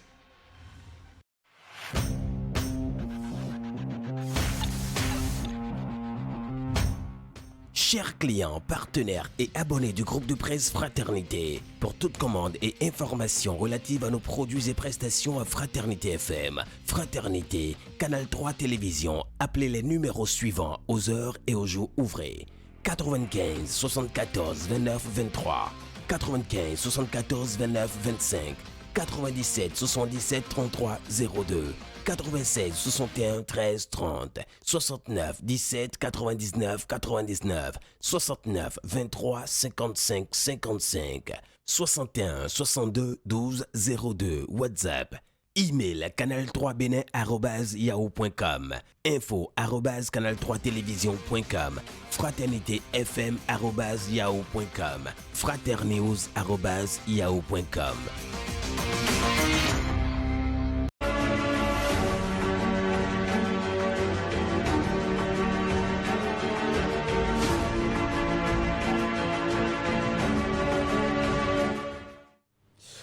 La première mandature de l'Assemblée consulaire de la Chambre des métiers de l'artisanat sera bientôt mise en place. Les élections auront lieu le dimanche 24 juillet prochain, dans une semaine donc. Pendant que la campagne se déroule, le comité d'organisation effectue les derniers réglages. Son président vient nous faire le point des préparatifs. Dr Jacques Richard, bonjour. Bonjour. Bienvenue une fois encore sur le plateau du grand format. Alors, la campagne a commencé depuis mercredi dernier. Il va prendre fin le vendredi 22 juillet, donc je crois. Alors, comment se déroule-t-elle? Merci infiniment. Cher ami Boukari, comme d'habitude, je commence mon intervention par des mots de reconnaissance à l'endroit du groupe de presse Canal 3 et à votre endroit, à l'endroit de tous les techniciens. Merci de nous aider à parler de cette activité qui, sans vous, serait passée dans l'anonymat. Je voudrais dire que nous avons effectivement lancé la campagne électorale qui a commencé depuis le 13 juillet et qui va s'achever le vendredi 22 juillet à minuit. Et je reviens ce matin d'un périple à l'intérieur du pays pour voir comment se déroule la campagne. J'ai une pensée pour mes collègues commissaires qui sont encore en route et qui sont en train de rentrer là, de mission. C'est pour vous que je me suis dépêché de venir ce matin. Nous avons pu observer que la campagne se déroulait globalement dans les meilleures conditions, dans de bonnes conditions. C'est vrai que nous ne sommes pas dupes, hein. En général, les périodes de campagne électorale s'intensifient vers les derniers jours. Et donc, pour l'instant, bon, les choses se déroulent globalement très bien, sauf quelques petits dérapages, bien évidemment. Oui, il y a quelques petits dérapages. Il faut dire que des incidents nous sont signalés ça et là, sans qu'aucun incident ne fasse l'objet d'une dénonciation formelle. Il faut rappeler que le comité ne se saisit que des dénonciations formelles, sauf vraiment cas graves ou cas vraiment qui suscitent l'intérêt de tous. Alors, il nous a été signalé quelques accrochages. Par exemple, il y a un groupe qui faisait le lancement de sa campagne électorale à Canal Olympia, à Cotonou, à Ologede. Et à la fin de leur activité, il y a un autre groupe qui faisait une caravane et qui est passé par là et qui a cherché à chahuter l'autre groupe et tout le reste. C'est vrai que si c'est fait dans une ambiance conviviale, pas de problème, mais lorsque ça commence à énerver et qu'il y a quelques dérapages, ça peut poser quelques soucis. En plus de ça, il faut dire que il y a un groupe qui aime très bien utiliser l'image du chef de l'État, du président de la République, pour faire ses affiches, ce qui n'est pas du tout normal, parce que en principe, le chef de l'État n'a pas une préférence. Il est le père de nous tous, c'est le père de la nation, nous sommes tous ses enfants, et lorsque nous faisons une élection professionnelle, nous n'avons pas à montrer que nous sommes proches du chef de l'État ou pas. Son image ne devrait pas être associée à ce que nous faisons. Les artisans sont priés de demander à leurs pères de les porter et de les élire. C'est tout. Aucune influence politique ne devrait intervenir dans cette démarche. En termes de préparatifs de ces élections, où en êtes-vous? Alors, merci. Nous sommes dans le dernier tournant. Alors, pendant que les artisans sont sur le terrain en train de faire la campagne électorale, à la Sénat, ça bouillonne. Si vous faites un tour à la Sénat, vous allez voir plein de groupes, de sacs, et la cour de la Sénat est utilisée pour faire ce que nous appelons le colisage. Le colisage consiste à préparer le matériel de vote, les fiches de dépouillement, les bulletins uniques, tous les documents nécessaires pour faire le vote. On les rassemble arrondissement par arrondissement en tenant compte du nombre d'électeurs qui se trouvent dans chaque arrondissement. Et donc nous sommes à cette phase de colisage qui va s'achever certainement demain avec le dernier élément qui entre en ligne de compte qui est la liste d'émargement. Il faut que nous ayons la liste d'émargement au niveau de chaque arrondissement pour que ce colisage soit achevé. Et l'encre indélébile, le cachet à voter, les fiches de dépouillement, le nombre de bulletins uniques et tout le reste, ça entre en ligne de compte pour le colisage. Et donc le colisage est en cours, il va s'achever demain. Et si vous me demandez ce qu'il nous reste à faire... D'abord, la formation des agents électoraux est-elle déjà faite? Non, la formation des agents électoraux n'est pas encore faite. Voilà, ça fait partie de ce qu'il nous reste à faire. Alors, nous, en tant que comité d'organisation, nous mettons à la disposition de la Sénat des véhicules pour pouvoir convoyer tout ce matériel. Je vous explique qu'il y a un poste de vote par arrondissement. Donc, nous avons 546 postes de vote.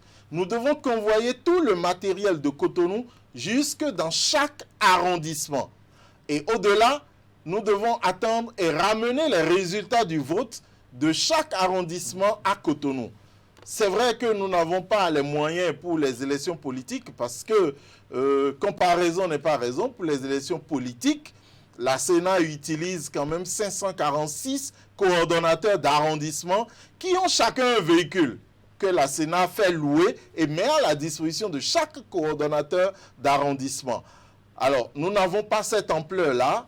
Nous, notre ambition, c'est de pouvoir mettre à la disposition de la Sénat 31 véhicules. Je peux vous avouer que ce n'est pas simple. Les choses ne se passent pas de la façon la plus simple. Et si vous permettez, je voudrais remercier le ministre d'État chargé de l'économie et des finances qui s'implique lui-même personnellement pour que nous puissions avoir les 31 véhicules à mettre à la disposition. Est-ce qu'il y aura des cartes d'électeurs où chaque candidat ou chaque électeur va voter avec sa carte professionnelle? Oui, bien entendu, on pourra voter. Alors, le plus important, c'est que nous connaissons les électeurs.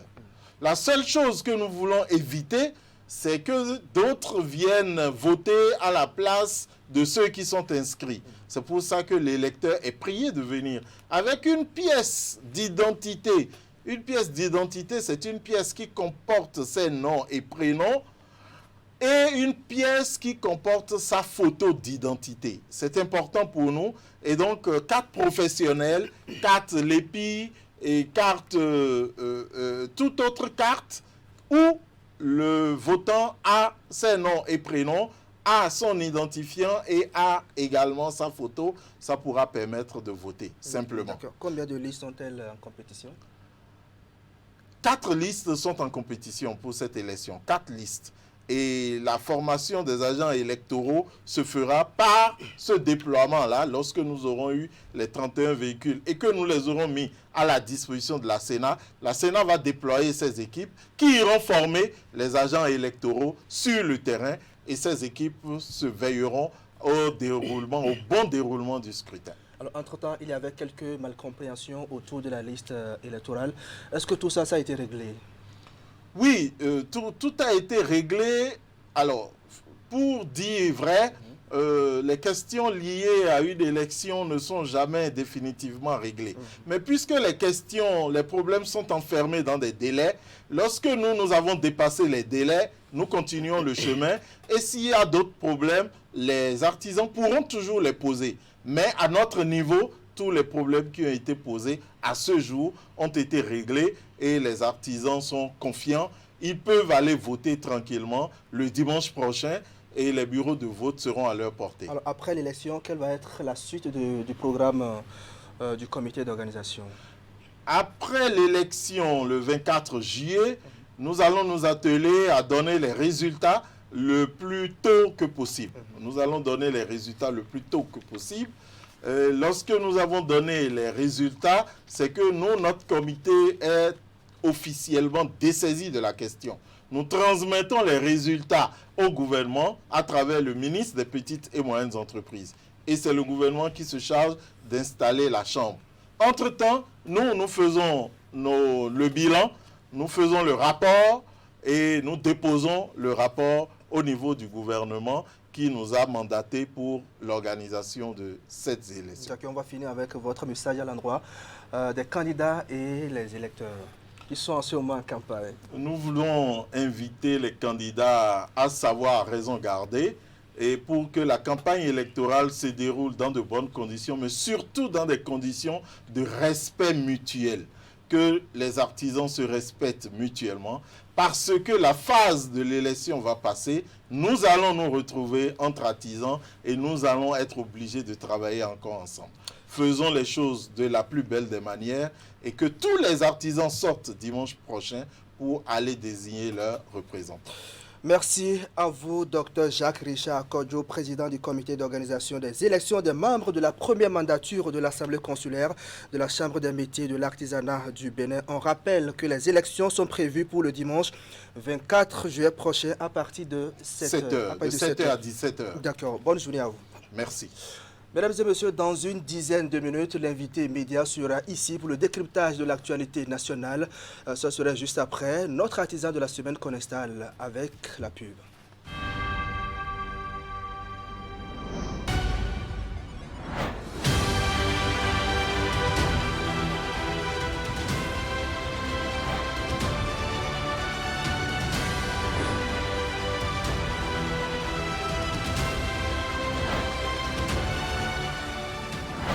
École supérieure de génie civil, Verruchagin. Cycle secondaire Bac F4, DIT, BTP, CAP, STI. Cycle supérieur, licence professionnelle génie civil, géomètre topographe, master professionnel génie civil, master de recherche. Verruchagin, une passion, une formation, un métier. Le numéro 1 mondial, le voici. Face à lui, l'invité surprise. Tu veux dire une bonne surprise? J'ai besoin d'un nouveau chef d'équipe et je voudrais que ce soit vous. Oh, c'est dingue! Non, Bond. James Bond. Cinéma, sport, séries, documentaires et grands spectacles. Les chaînes Canal+, c'est 100% de toutes vos envies. En ce moment, profitez de 15 jours offerts à tout Canal+, dès votre réabonnement.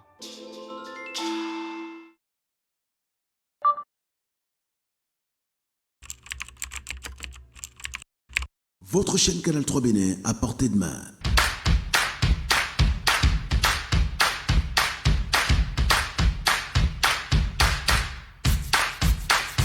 Découvrez désormais, depuis votre smartphone ou tablette, toute l'actualité nationale et internationale, vos émissions préférées de la chaîne Canal 3 en live 24/24, où que vous soyez, à travers son application disponible en téléchargement libre sur Play Store. Canal 3 et sur le www.canal3télévision.com, vous êtes les bienvenus.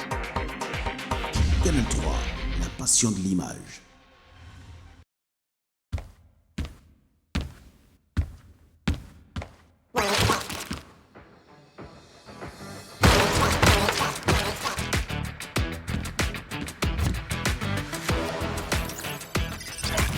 Placez un pari. Rendez-vous sur le site ou téléchargez l'application OneXBet, société de bookmakers.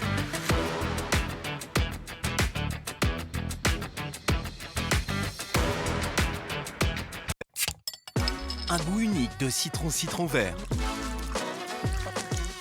De nouvelles sensations de rafraîchissement. Des moments intenses de partage. Toi aussi, découvre Yuzu, la nouvelle boisson qui étanche la soif. Yuzu.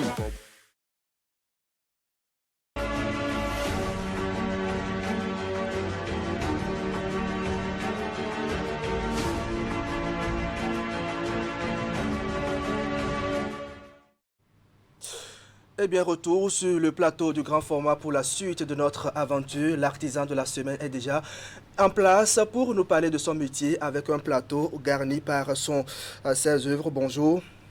Bonjour, monsieur. Melchior Hervé Stéphane Adogoni, c'est bien ça? Vous êtes chantourneur, scénographe et décorateur d'intérieur. Merci d'avoir accepté notre invitation. Alors, tout à l'instant, nous parlions des élections à la Chambre des métiers de l'artisanat du Bénin. Est-ce que vous vous retrouvez dans tout ce qui se fait jusqu'à maintenant? Oui, merci, monsieur le journaliste. Je me retrouve parfaitement dans tout ce qui se fait dans ce domaine qui est la nôtre. Et vraiment, je tire un grand chapeau à toute l'organisation qui se trouve autour de ça. D'accord. On va parler maintenant du sujet objet de votre présence sur le plateau du grand format. Alors, quand on parle d'un chantourneur, qu'est-ce qu'il fait? Le chantourneur, c'est d'abord quelqu'un qui travaille plusieurs matériaux, le bois, le métal, tout ce qui est matériel de travail. Tout ce qui est matériaux, c'est lorsque vous prenez par exemple le bois, c'est un truc qu'on peut donner de la forme à ça. Et quand vous pouvez le faire, on peut donner de la forme. Donc le chantourneur utilise tous ces éléments-là pour créer son œuvre. Alors vous êtes venu avec quelques-uns de vos articles. On va les présenter très rapidement. De quoi s'agit-il? Ceci, c'est quoi? Ceci, c'est un abat-jour de suspension qu'on suspend en haut dans la chambre, au salon, au niveau de la salle à manger pour tamiser un peu la lumière. C'est vous qui avez fabriqué. Tout ça, Oui. c'est fait à base de bois? Et ceci, c'est fait à base de contreplaqué. De contreplaqué. Oui. Et le reste Ici, c'est un panier à fruits qui est fait à base de 2 essences de bois. Il y a le millénaire et le caquet. C'est de 2 essences de bois. Vous voyez qu'il y a le blanc et le rouge. Donc, c'est... Voilà un peu... Alors, combien de temps ça vous prend pour fabriquer ça? Ça varie. Le temps de fabrication varie d'un objet à un autre. D'abord, il faut modeler d'abord le bois, donner le design que tu veux par rapport à l'aspect que tu veux. D'abord, le format numérique, parce qu'il faut un travail numérique avant maintenant le... Il y a un travail numérique à faire. Oui. Parce que pour avoir un design bien précis, il faut forcément aller à l'ordinateur. Tout à fait. Donc, il y a ce temps d'abord, avant maintenant de passer maintenant à l'usinage. D'accord. Donc, pour faire le chantonnage, il faut d'abord maîtriser un peu l'outil informatique. Pas forcément, mais pour atteindre un niveau professionnel, tout à fait. il faut forcément y aller. D'accord. Nous avons encore d'autres articles très rapidement qu'on va Oui. présenter. C'est toujours un panier à fruits dans le même style. Et ça, c'est le tout nouveau joujou que je vais présenter. Ça, elle reste. Elle est là, sur la table. Lorsqu'elle n'est pas encore présentée, voilà. C'est juste une planche. Mais lorsque vous avez un invité devant vous et vous voulez le bluffer, il suffit juste de tourner le socle. Et comme ça, et vous le posez sur la table. Et vous avez votre corbeille à fruits. D'accord, super. Et de l'autre côté À ce niveau-ci, vous avez des plats pour présenter des amuse-gueules aux invités.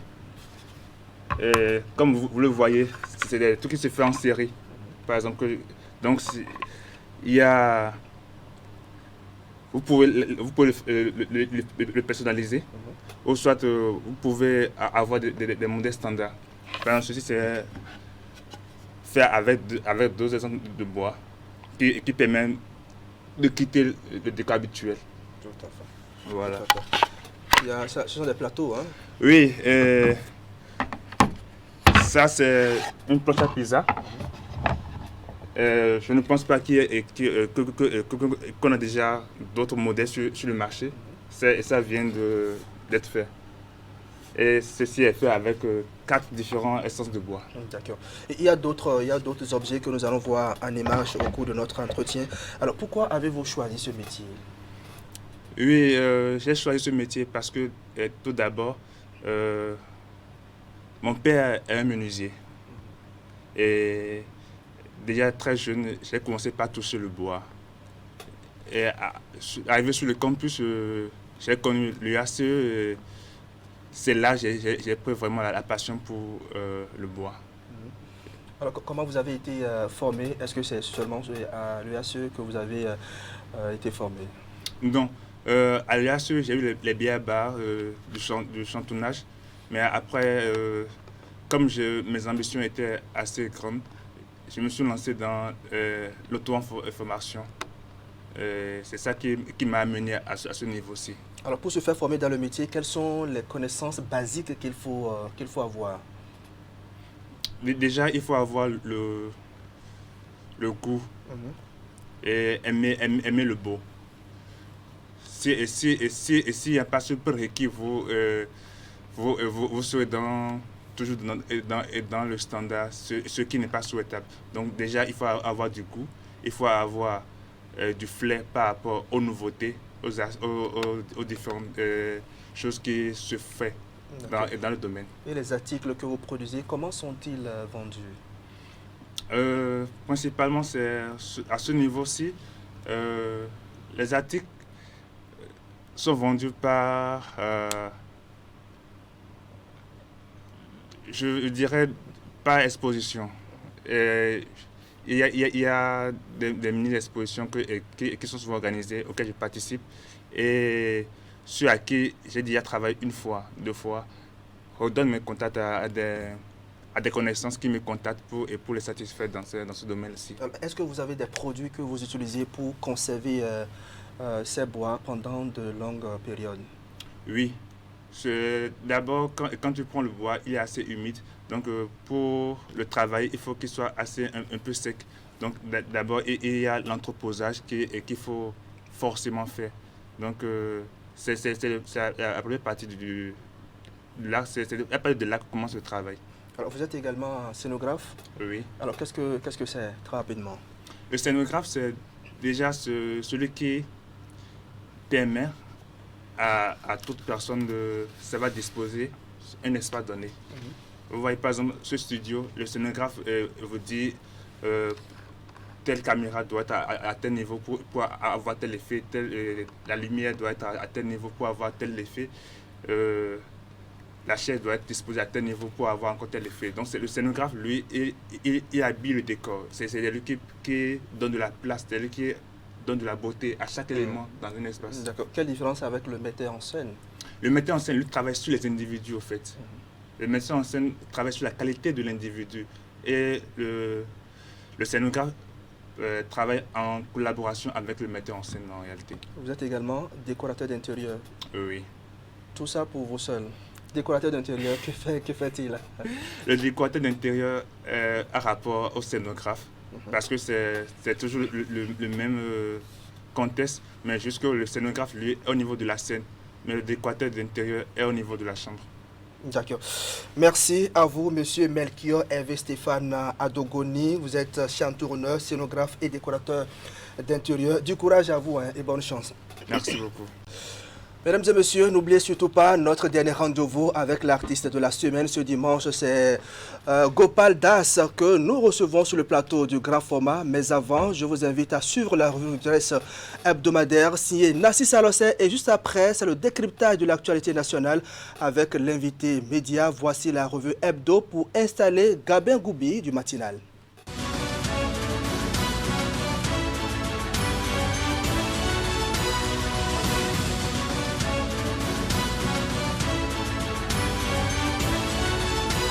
Bonjour à toutes et à tous. Dans l'actualité cette semaine, deux sujets majeurs. D'abord, la démission de Joseph Djokbenou de la présidence de la Cour constitutionnelle. Cour constitutionnelle, Joseph Djokbenou dépose le tablier, titre le quotidien Le Matinal dans sa parution de mercredi. Le même sujet fait le gros titre du journal La Nation.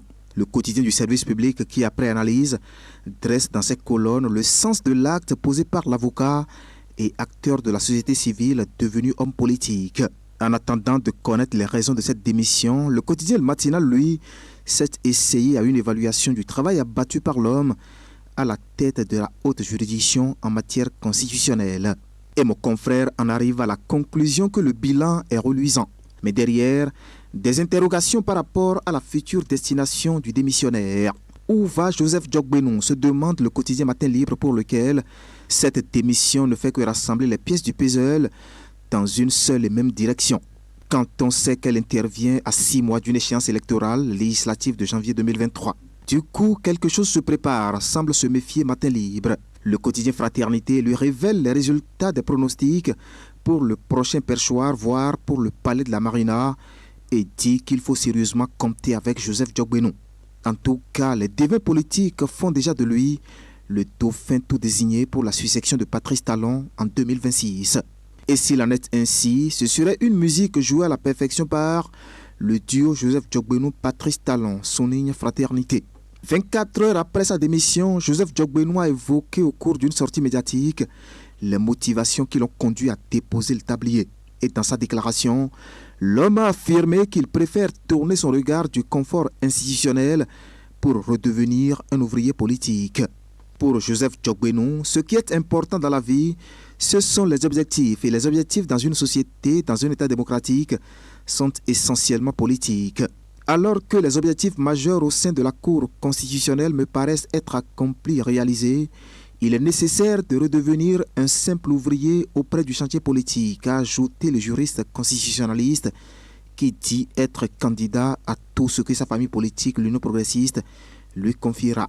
Je ne suis candidat à aucune fonction déterminée, a lancé le désormais ancien président de la Cour constitutionnelle. Et pour ce retour annoncé dans l'arène politique, le quotidien Le Matinal lui voit déjà Joseph Djogbenou face au défi du repositionnement. Un avis que semble partager le quotidien Matin Libre, qui constate déjà qu'au sein de l'Union progressiste, personne ne souhaite se prononcer sur le retour de l'ancien avocat personnel du chef de l'État. C'est le calme plat, silence radio, écrit Matin Libre, pour qui même les gens bien connus pour ce genre d'exercice sont devenus aphones et atones. Retour de Djogbenou en politique, pathétique, le parti UP tétanisé, pointe le journal dans sa livraison de vendredi. Et commentant la situation, mon confrère estime que ce sont des signes de ce qu'il y a méfiance et ce retour de Joseph Djogbenou pourrait raviver d'autres mécontentements. En tout cas, insiste la publication, le désormais ancien président de la haute juridiction en matière constitutionnelle doit savoir qu'il ne va pas d'office en terrain conquis. Bien au contraire, il doit savoir que dans le marigot où va être célébré son retour, l'attendent des caïmans, des crocodiles et d'autres serpents, prévient le quotidien Matin Libre. Toujours autour de cette actualité, le quotidien Fraternité bascule vers le fauteuil laissé par Joseph Djogbenou. À présent, qui pour diriger la cour, se demande le journal selon lequel il est sursuré avec insistance qu'Adrien Mbedji, homme politique et juriste de grande renommée, est pressenti pour succéder à Joseph Djogbenou. Au président du Parti du Renouveau démocratique, le journal Bénin Intelligent ajoute le professeur Dorothée Sosa. Démission de Joseph Djogbenou, successeur, Maître Adrien Mbedji ou Dorothée Sosa, titre mon confrère, pour qui ces deux personnalités sont des candidats crédibles ayant le profil du job pour valablement remplacer Joseph Djogbenou à la tête de la Cour constitutionnelle. La tribune de la capitale nous replonge dans la lecture des tests qui régissent le fonctionnement de cette institution et nous rappelle que le législateur dispose de 60 jours pour livrer l'identité du prochain président de la Cour constitutionnelle. Suite à la démission du président de la Cour constitutionnelle, un intervalle de 2 mois pour le remplacer, titre le journal à sa 2 de 1 dans sa parution de jeudi. Le déchaîné du jeudi lui retrace avec un brin d'humour le parcours sociopolitique de Joseph Djogbenou de l'année 2013 jusqu'à aujourd'hui. Un trajet qui, rappelle mon confrère, a commencé au sein de la société civile avec le mouvement Alternative Citoyenne et qui aboutit aujourd'hui à ce que le Canard appelle la touche de prégo du certificat de conformité. Et ceci en passant par celle d'avocat de Patrice Talon, de député Union fait la Nation et de ministre de la Justice. Joseph Djogbenou conclut le déchaîné du jeudi, démission et démission. L'autre sujet qui occupe le devant de l'actualité cette semaine, c'est l'arrivée prochaine du président français Emmanuel Macron au Bénin. Renforcement de la coopération bénino-française, Macron a annoncé à Cotonou, pointe le quotidien Le Matinal. Nord-Sud Quotidien précise que le chef de l'État français est attendu à Cotonou le 27 juillet 2022. Et ceci sur invitation de son homologue du Bénin, Patrice Talon, ajoute le Canard. Mes confrères nous renseignent que ce sera une visite officielle au cours de laquelle il sera question d'explorer l'état des relations entre les deux pays et d'aborder plusieurs sujets relativement à la coopération bilatérale. Le quotidien Matin Libre pense qu'au-delà de ces aspects, Emmanuel Macron serait certainement curieux, après la restitution des biens culturels béninois, de venir constater de lui-même le traitement de ces trésors royaux, ce qui pourrait aiguiser l'envie de rétrocession d'autres biens. Ainsi, la visite pourrait donner l'occasion aux Béninois de formuler la demande d'un retour progressif de nombreuses œuvres d'art du Bénin qui séjournent en France et dans toute l'Europe. Globalement, le quotidien Le Matinal voit derrière cette visite d'Emmanuel Macron au Bénin une diplomatie discrète et efficace de Patrice Talon. Dans la suite, cette semaine, le retrait de la plainte de Boni Yayi devant la Cour de la Communauté économique des États de l'Afrique de l'Ouest, CEDEAO. Une plainte qui fait suite aux violences post-électorales des législatives 2019 au cours desquelles l'ancien locataire du palais de la Marina avait dénoncé que les forces de l'ordre étaient positionnées autour de sa résidence pendant plus de 50 jours, le privant de sa liberté. L'ancien chef d'État vient de retirer cette plainte alors que l'audience était attendue pour cette semaine. Plainte de l'ancien président contre l'État béninois, peut-on lire à la 2 de 1 du journal L'Autre Époque. Boni Yayi se désiste et explique. Du coup, la Cour de justice de la CEDEAO a décidé de radier le dossier de son rôle, ajoute la publication. Le même sujet fait la 2 de 1 du quotidien Le Matinal, pour lequel c'est un coup patriotique de Boni Yayi. Seulement, relève Le Matinal, le mérite revient à Patrice Talon dans la rencontre avec ses prédécesseurs a pesé dans la prise de décision de ce dernier. Dans le fond, le quotidien Matin Libre trouve que ce retrait est une forme de pression sur Patrice Talon. Pression exercée pour que ceux que le journal appelle les prisonniers politiques recouvrent la liberté et que les exilés soient de retour. Mon confrère s'appuie surtout sur le message posté par Boni Yayi sur sa page Facebook. Un message dans lequel l'ancien chef d'État affirme avoir retiré sa plainte suite à sa rencontre avec son successeur. Du coup, il livre le chantre de la rupture à l'opinion publique, commente Matin Libre. Pour le journal Bénin Intelligent, c'est un mauvais pardon que Boni Yayi accorde pour la cohésion nationale. S'agissant du geste, Boni Yayi a pardonné quoi et à qui? Si aucune décision de justice n'a conclu l'illégalité de sa mise en résidence surveillée, alors quelle injustice a-t-il pardonné, s'interroge mon confrère. En vérité, dans cette affaire de pardon à l'État béninois, conclut Bénin Intelligent, Boni Yayi semble ne pardonner qu'à lui-même. Et ceci, poursuit la publication, pour avoir manqué de sagesse que son prestigieux statut d'ancien chef d'État lui imposait. Toujours dans la suite, cette semaine, le quotidien Matin Libre anticipe sur la célébration de la fête nationale du 1er août et pense que Patrice Talon va prendre en cette heureuse occasion la grâce présidentielle tant attendue pour libérer de prison toutes les personnes incarcérées dans le cadre de la présidentielle de 2021. À situation particulière, des mesures spéciales, titre le journal qui affiche les photos de ces prisonniers les plus célèbres. On y voit surtout Rikiat Madougou, Joël Aïvo, Oudou Ali, Nadine Okumassou et bien d'autres.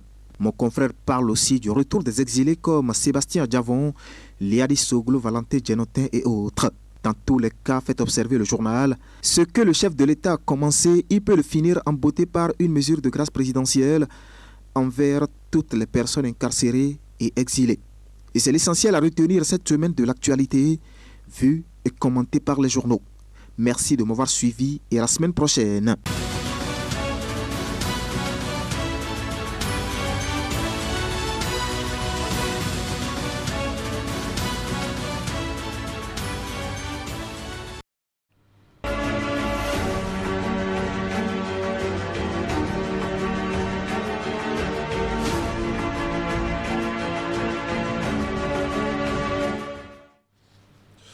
Merci à vous, Nassis Alassé, pour cette revue de presse hebdomadaire. Rendez-vous dimanche prochain avec d'autres informations. Gabin Goubi, bonjour.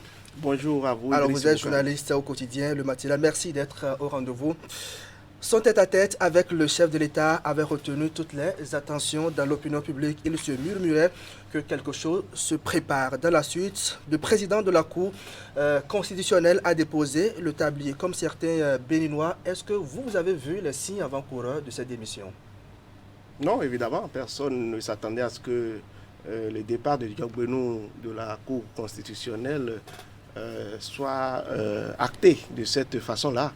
Personne ne s'attendait à une démission, parce qu'une démission est souvent synonyme de bruit et de mésintelligence entre deux acteurs politiques. Mais dans cette forme-là, je pense que c'est une première dans l'histoire politique du Bénin. Aucun président de la Cour constitutionnelle n'a démissionné de cette façon-là, mais tel que les choses ont été ficelées. Vous avez tout fait d'annoncer la rencontre qu'il a eue avec le chef de l'État la veille, en même temps que le président de l'Assemblée nationale. Et cela dénote de ce que tout a été négocié. Presque, c'est le fruit, enfin, ça a été cuisiné un peu à l'amiable. Mais qu'est-ce qui se passe? Voilà, donc on a eu la réponse. Oui. On a eu la réponse juste le lendemain. 24 heures après, on a vu qu'il a déposé sa démission. Et donc, c'est comme si c'était négocié. Le chef de l'État avait été informé de la chose et que c'était en bonne entente entre les deux personnalités. Voilà. Alors, le vice-président de la haute juridiction prend les commandes. Joseph Diogbenou a évoqué les raisons de sa démission. Il veut désormais donc se lancer en politique. Comment analysez-vous la nouvelle posture de l'homme? Cette posture, par contre, même si on n'avait pas, beaucoup n'avaient pas envisagé, prévu cette démission de cette façon-là, et s'attendaient à ce que peut-être au terme de son mandat à la Cour constitutionnelle qui viendrait en 2023, en juin, on avait quand même prévu que Diogbenou avait certainement quelque chose en tête. Beaucoup savaient que l'homme nourrissait depuis fort longtemps des ambitions présidentielles. Et donc, le fait d'être à la Cour constitutionnelle, une fonction républicaine qui ne lui donne pas le plein pouvoir pour décliner ces ambitions-là, constituait qu'est-ce que peut un obstacle. Diogbenou, c'est un homme de terrain, on l'a vu ces dernières années au devant de la scène politique, activiste d'abord de la société civile, défenseur au premier rang des questions ayant trait aux droits de l'homme, aux libertés publiques, aux acquis démocratiques. Il a embrassé une carrière politique par la création de sa formation politique alternative citoyenne. On l'a vu candidat aux élections législatives de 2015, où il a été élu, porté à l'Assemblée nationale à la tête de la commission des lois. Donc après un an d'exercice, à l'arrivée de Patrice Talon en 2016, il a été rappelé au gouvernement, promu garde des Sceaux, porte-parole du gouvernement.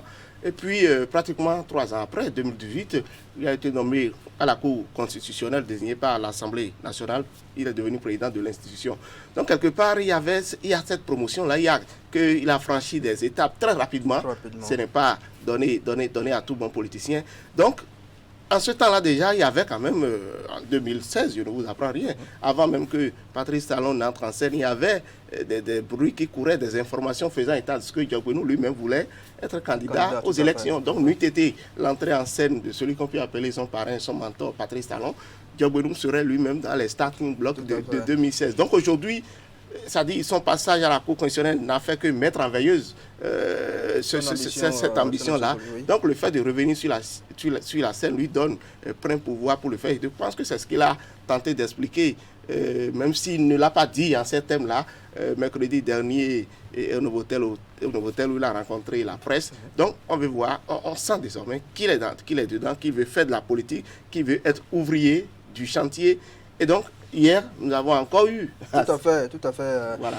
Alors, cette démission est une première, vous l'avez dit, et certains voient les conséquences donc, de la nomination d'un acteur politique à la tête de la haute juridiction. Nous avons connu les présidents comme Théodore Rouleau, Conception Ouissou, Robert Dossou, Elisabeth Poyon, qui n'ont jamais fait de la politique. Est-ce que c'est une leçon pour l'avenir ? Évidemment, on ne peut qu'en tirer les leçons. Vous savez, c'est des institutions, c'est une première fois, une présidente d'une institution, effectivement, est un acteur politique qui quitte même la scène au niveau de l'institution, qui revient sur le terrain politique. Franchement, c'est une première. D'abord, sa démission, beaucoup l'ont dit, ça participait d'une stratégie politique. Et Diogbenou, pour tous ceux qui l'ont côtoyé, savent que d'une manière ou d'une autre, l'homme reviendrait en politique. Quelque part, ça cause un problème quand même pour la crédibilité ou l'impartialité, un tant soit peu de cette institution-là.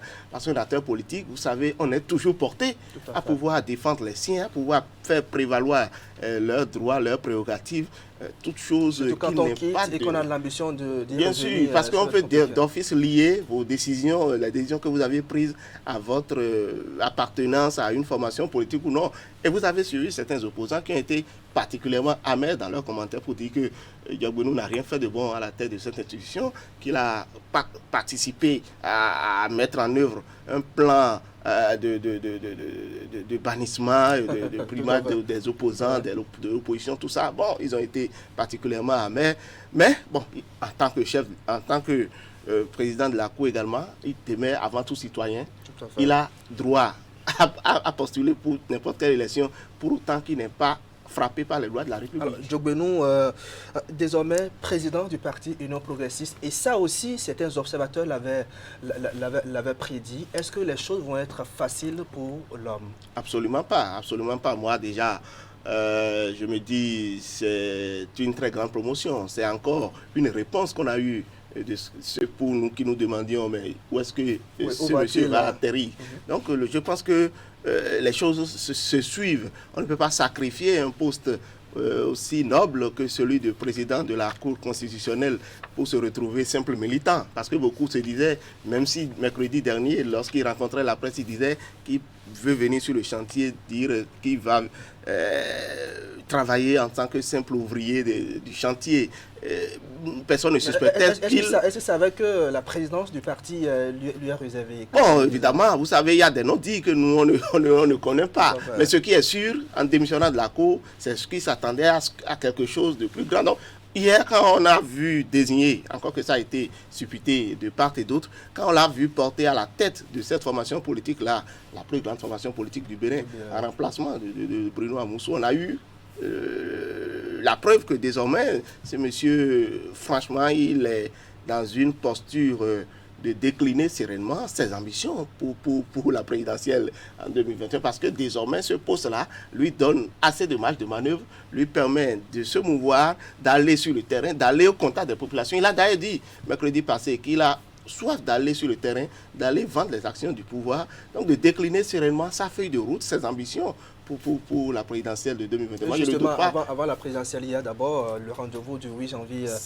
prochain, et d'aucuns voient Diogbenou comme le futur président de l'Assemblée nationale. Bon, moi j'attends de voir, j'attends de voir. Moi je me disais, dans un cas de figure, que c'est l'un ou l'autre, soit président du parti Union Progressiste, soit président de l'Assemblée nationale, mais tel que ça a été fait là, j'attends de voir si de promotion en promotion, bon, il peut après, parce que pour être président de l'Assemblée nationale, il n'a pas forcément besoin de passer par la présidence du parti Union Progressiste. Oui, la belle preuve est que celui qui a su, qui est la deuxième personnalité de l'État aujourd'hui, le président Louis Vlavonou, n'a pas eu besoin d'être président du parti avant d'être porté à la tête de l'institution. Donc on attend de voir tout simplement.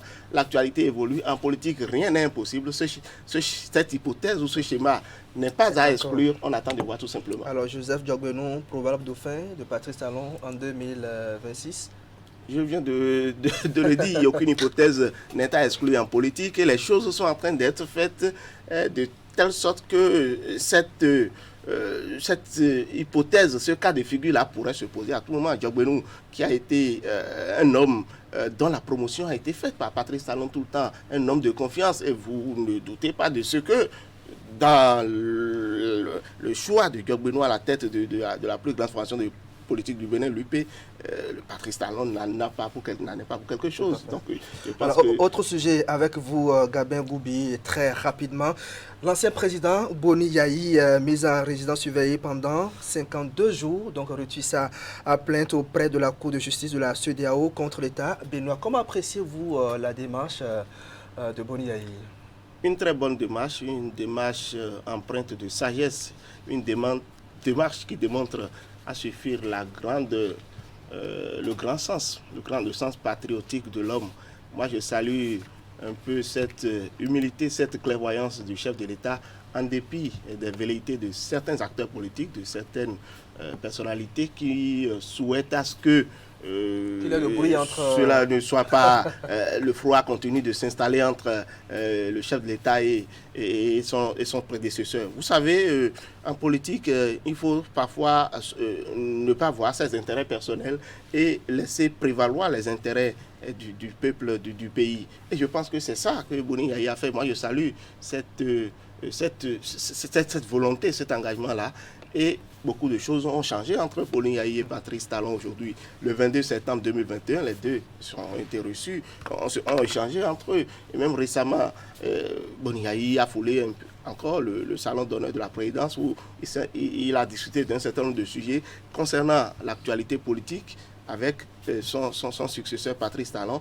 Et donc, l'évolution de la situation a certainement contribué à ce que Boni Yayi dise aujourd'hui, si aujourd'hui celui avec qui a priori il y avait eu de petits soucis en temps, si aujourd'hui les choses sont revenues à la normale et que la confiance est rétablie, il n'y a pas de raison à ce que je continue de traîner le pays devant les juridictions sous-régionales pour aboutir peut-être à une condamnation qui ne nous honore pas. C'est vrai que beaucoup de soutiens de Patrice Talon n'ont pas intérêt à ce que les deux hommes s'entendent. Justement, on dirait que les gens profitent de cette guerre-là qui n'a que trop duré. Vous savez, depuis pratiquement 2011 ou 2012, à l'éclatement de l'affaire PVI, où cette guerre, ce conflit entre ces deux hommes a perturbé vraiment le cours des choses, a mis en veilleuse presque les questions de développement. On ne peut pas tout le temps rester là et subir un peu les guerres, les conflits entre Boni Yayi et Patrice Talon qui sont liés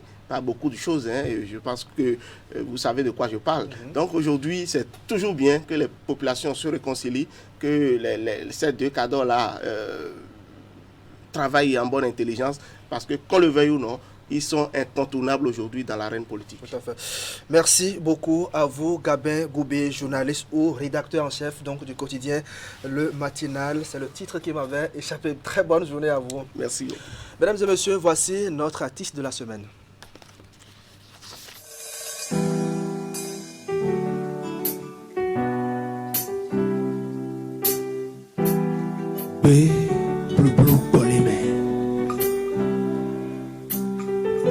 Adidi Malekbe, Gopal Das.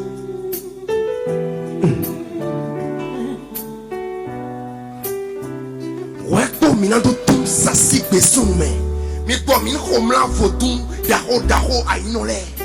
Vodou a vle que te jonke fie, mille minon doit ça me péter. Et là au cou, ton ouais mi wa mi jale bodoupe. Pour le toni mbasi me le tomblo a blade bacha kede. Et là dans ton pari koe, a quoi ouais mino a tinto file. On nous si ça ni sawa. Et là ni a moi quoi, ana ibate toi ibate. Gavi topé. Ba fille de Joseph tu es ana non to fi Joseph don. Non wa kwa kona bateau, toi ko bateau, non pina ko iko. To we ko. Et là, nous avons payé Gameton et Toronté. Tu payes Gameton. Nous avons nous comptons bête, mais nous avons fait les bacs, bonnet sous, tu as les bacs. Bon, quand tu les possibles, et voilà, guette là, on a guette tout, on a guette. Bon, il y a tout les noms, bon, il y a ton chéri coton. Mirati Santa, que nous connaissons, voyez ton atteindre. Voilà, mesdames et messieurs, vous avez compris, c'est bien le titre Cotonou de Gopal Das. Il est notre artiste de la semaine, déjà installé sur le plateau du grand format. Bonjour, bonne arrivée. Merci beaucoup. Alors, en pleine forme? Toujours. C'est un plaisir de vous avoir par ici. C'est un plaisir partagé. Alors, on dit, et vous allez nous le confirmer sur ce plateau, vous êtes le pionnier du slam en langue. C'est bien ça? Bien sûr, en langue nationale. Alors, comment est-ce que l'inspiration est venue de faire le slam en Goumbé, particulièrement? Parce que déjà, c'est pour mettre en valeur la capitale du Bénin, Rogbounou, Adjaché, Porto Novo. Et pour le rappeler autant, nos ancêtres, on a dit que nos ancêtres sont des barbares, que nos ancêtres n'ont pas de savoir. On a prétendu que chez nous, il n'y a pas de savoir authentique. Or, c'est faux. Dans tout ce que nos ancêtres nous ont légué comme héritage, on retrouve toute une littérature, une oralité riche et dense, encore totalement inexploitée jusqu'à ce jour. Alors, pourquoi dit-on que Gopal Das est un slameur d'origine et d'originalité? Pourquoi?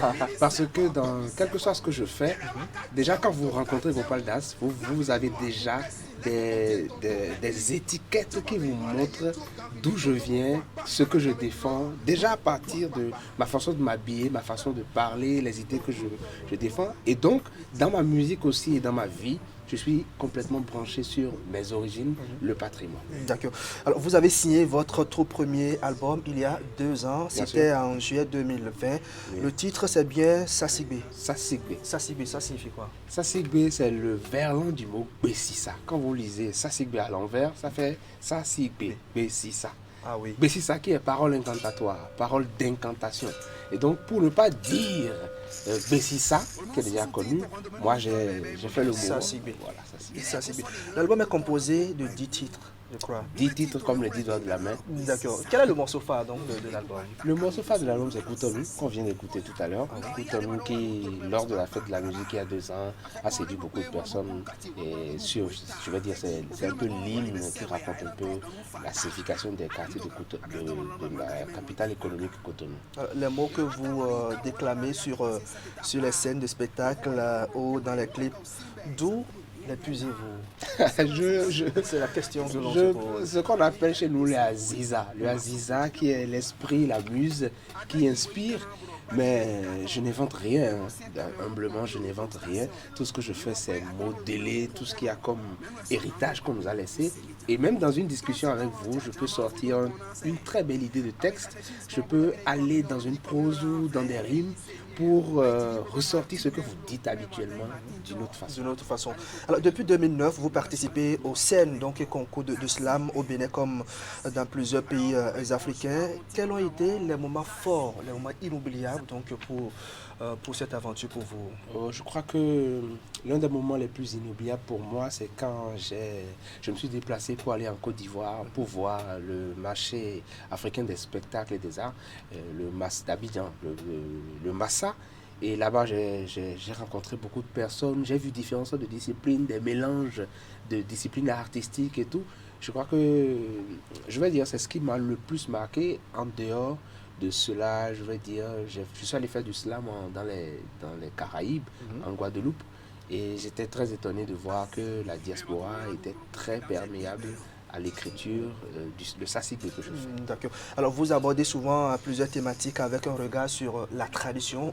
On l'a dit, les valeurs et les vertus du vaudou vous inspirent-elles également? Absolument. Parce que nous ne sommes que esprits, nous tous. Et nos ancêtres appellent cet esprit-là vaudou. C'est dans la base, on dit que la loi de Lavoisier dit très bien, rien ne se perd, rien ne se crée, tout se transforme. Et donc c'est en puisant dans la source du savoir de nos ancêtres que l'on pourra vivifier les autres peuples au concert des nations. Alors, les gardiens de la tradition, ou bien je vais dire les dignitaires du culte vaudou, que pensent-ils donc des œuvres que vous produisez? Je crois que moi je séduis à la fois enfants, jeunes et adultes à travers mon travail. Et je vais dire que les dignitaires ils trouvent en moi le côté complètement littéraire de ce qu'ils font.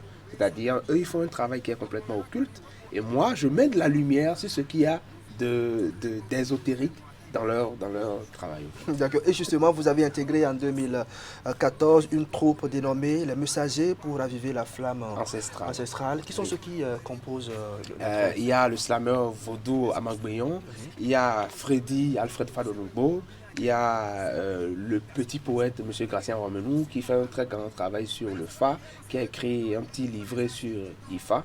Il y a aussi mon frère bien-aimé Rousseau, qui aussi est conteur, qui était dans cette troupe. Alors, le slam aujourd'hui, est-ce que vous pensez que vous avez l'impression que la jeunesse béninoise s'y intéresse comme le rap, la pop et autres? Absolument. Absolument, aujourd'hui il y a beaucoup de jeunes avec qui je travaille, des jeunes qui m'écrivent un peu partout dans le Bénin. Et grâce au ministère des Affaires sociales, j'ai pu sillonner la plupart des grands CEG du Bénin. Et donc l'impact est fort. Pour faire aujourd'hui une campagne sociale ou porter un message haut, ce n'est plus comme auparavant on appelait le rappeur. Aujourd'hui c'est le slammer qu'on appelle, pour que le slammer puisse partager à travers son art les petites idées ou bien les thématiques que l'on veut aborder avec le public. D'accord. Alors votre tout dernier clip, c'est ce feat que vous avez réalisé avec Sadiki Zozo Pia qui était donc elle aussi sur ce plateau il y a quelques semaines. On va suivre un extrait donc du morceau et on revient pour la suite. Avec plaisir. Sadiki Zozo Pia dans mes taquis, le feu, le feu. Mi taco me molé, mi campo es dia, mi taco me molé.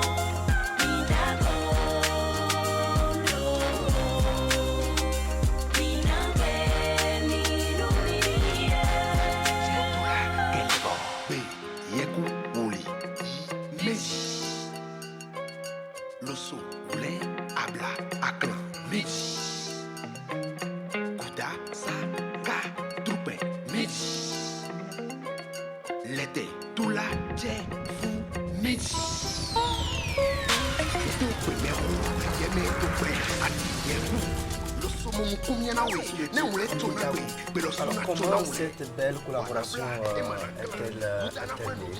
C'est toute la magie de sa maison de production. Parce que quand vous êtes artiste et que vous avez la chance d'être repéré par une maison de production, la maison de production a sa ligne éditoriale et donc fait appel à d'autres cordes qui pourront permettre à l'artiste d'aller de l'avant. Donc c'est le lieu de remercier Rotiron.com qui est une maison de production qui a signé Sadiki Zozo Pia et donc qui m'a fait appel et avec plaisir on a collaboré. Je leur ai donné tout ce que j'ai de meilleur. C'était une très belle collaboration et le clip a été très bien tourné. Alors quels sont vos projets aujourd'hui? Actuellement je travaille sur un second album qui va sortir l'année prochaine et pour l'instant je fais la promo de l'album Sassibé. Et beaucoup de scènes s'enchaînent. Là, le 31 juillet prochain, avec Dada Zenab, on fait un concert privé à Porto-Novo sur lequel nous allons dévoiler Rogbonu. Vous avez écouté Kouton tout à l'heure. On va dévoiler Rogbonu le 31 juillet et en même temps célébrer les 62 ans d'indépendance de notre pays. Alors, est-ce qu'on va faire une déclaration? Alors, il y a des mandats à tout le monde, parce que Kalaba, faut qu'on ait pépé, nous nous colcatons, nous nous guetta, viro mengon, et nous anniversaire, il y a un clock, nous fata, nous tout à Galeton, nous manga, même moïta et maga. Il y a un tag, nous n'y doit, oui, moi. J'ai déjà dépassé cette étape-là. Je vois un repos, mais quand aussi, ça veut dire rien n'est là. Forcément, nous sous gaz, vélo, quand un gardien son trêve, il doit y avoir bototo. Tiens, chemin, quand il est là, tout, à notre grand format. Gopal Das, artiste slameur d'origine et d'originalité, pionnier du slam en langue au Bénin. C'était donc notre artiste de la semaine en direct sur le plateau du grand format. Merci beaucoup et bon vent à vous. Merci. Bon vent. Mesdames et messieurs, c'est ici que s'arrête l'aventure grand format de ce dimanche du 7 juillet 2022. Merci à vous qui nous suivez depuis Adiawere. Merci de votre fidélité au programme de Canal 3 Bénin. On se retrouve dimanche prochain pour vous servir avec le même plaisir. Au revoir.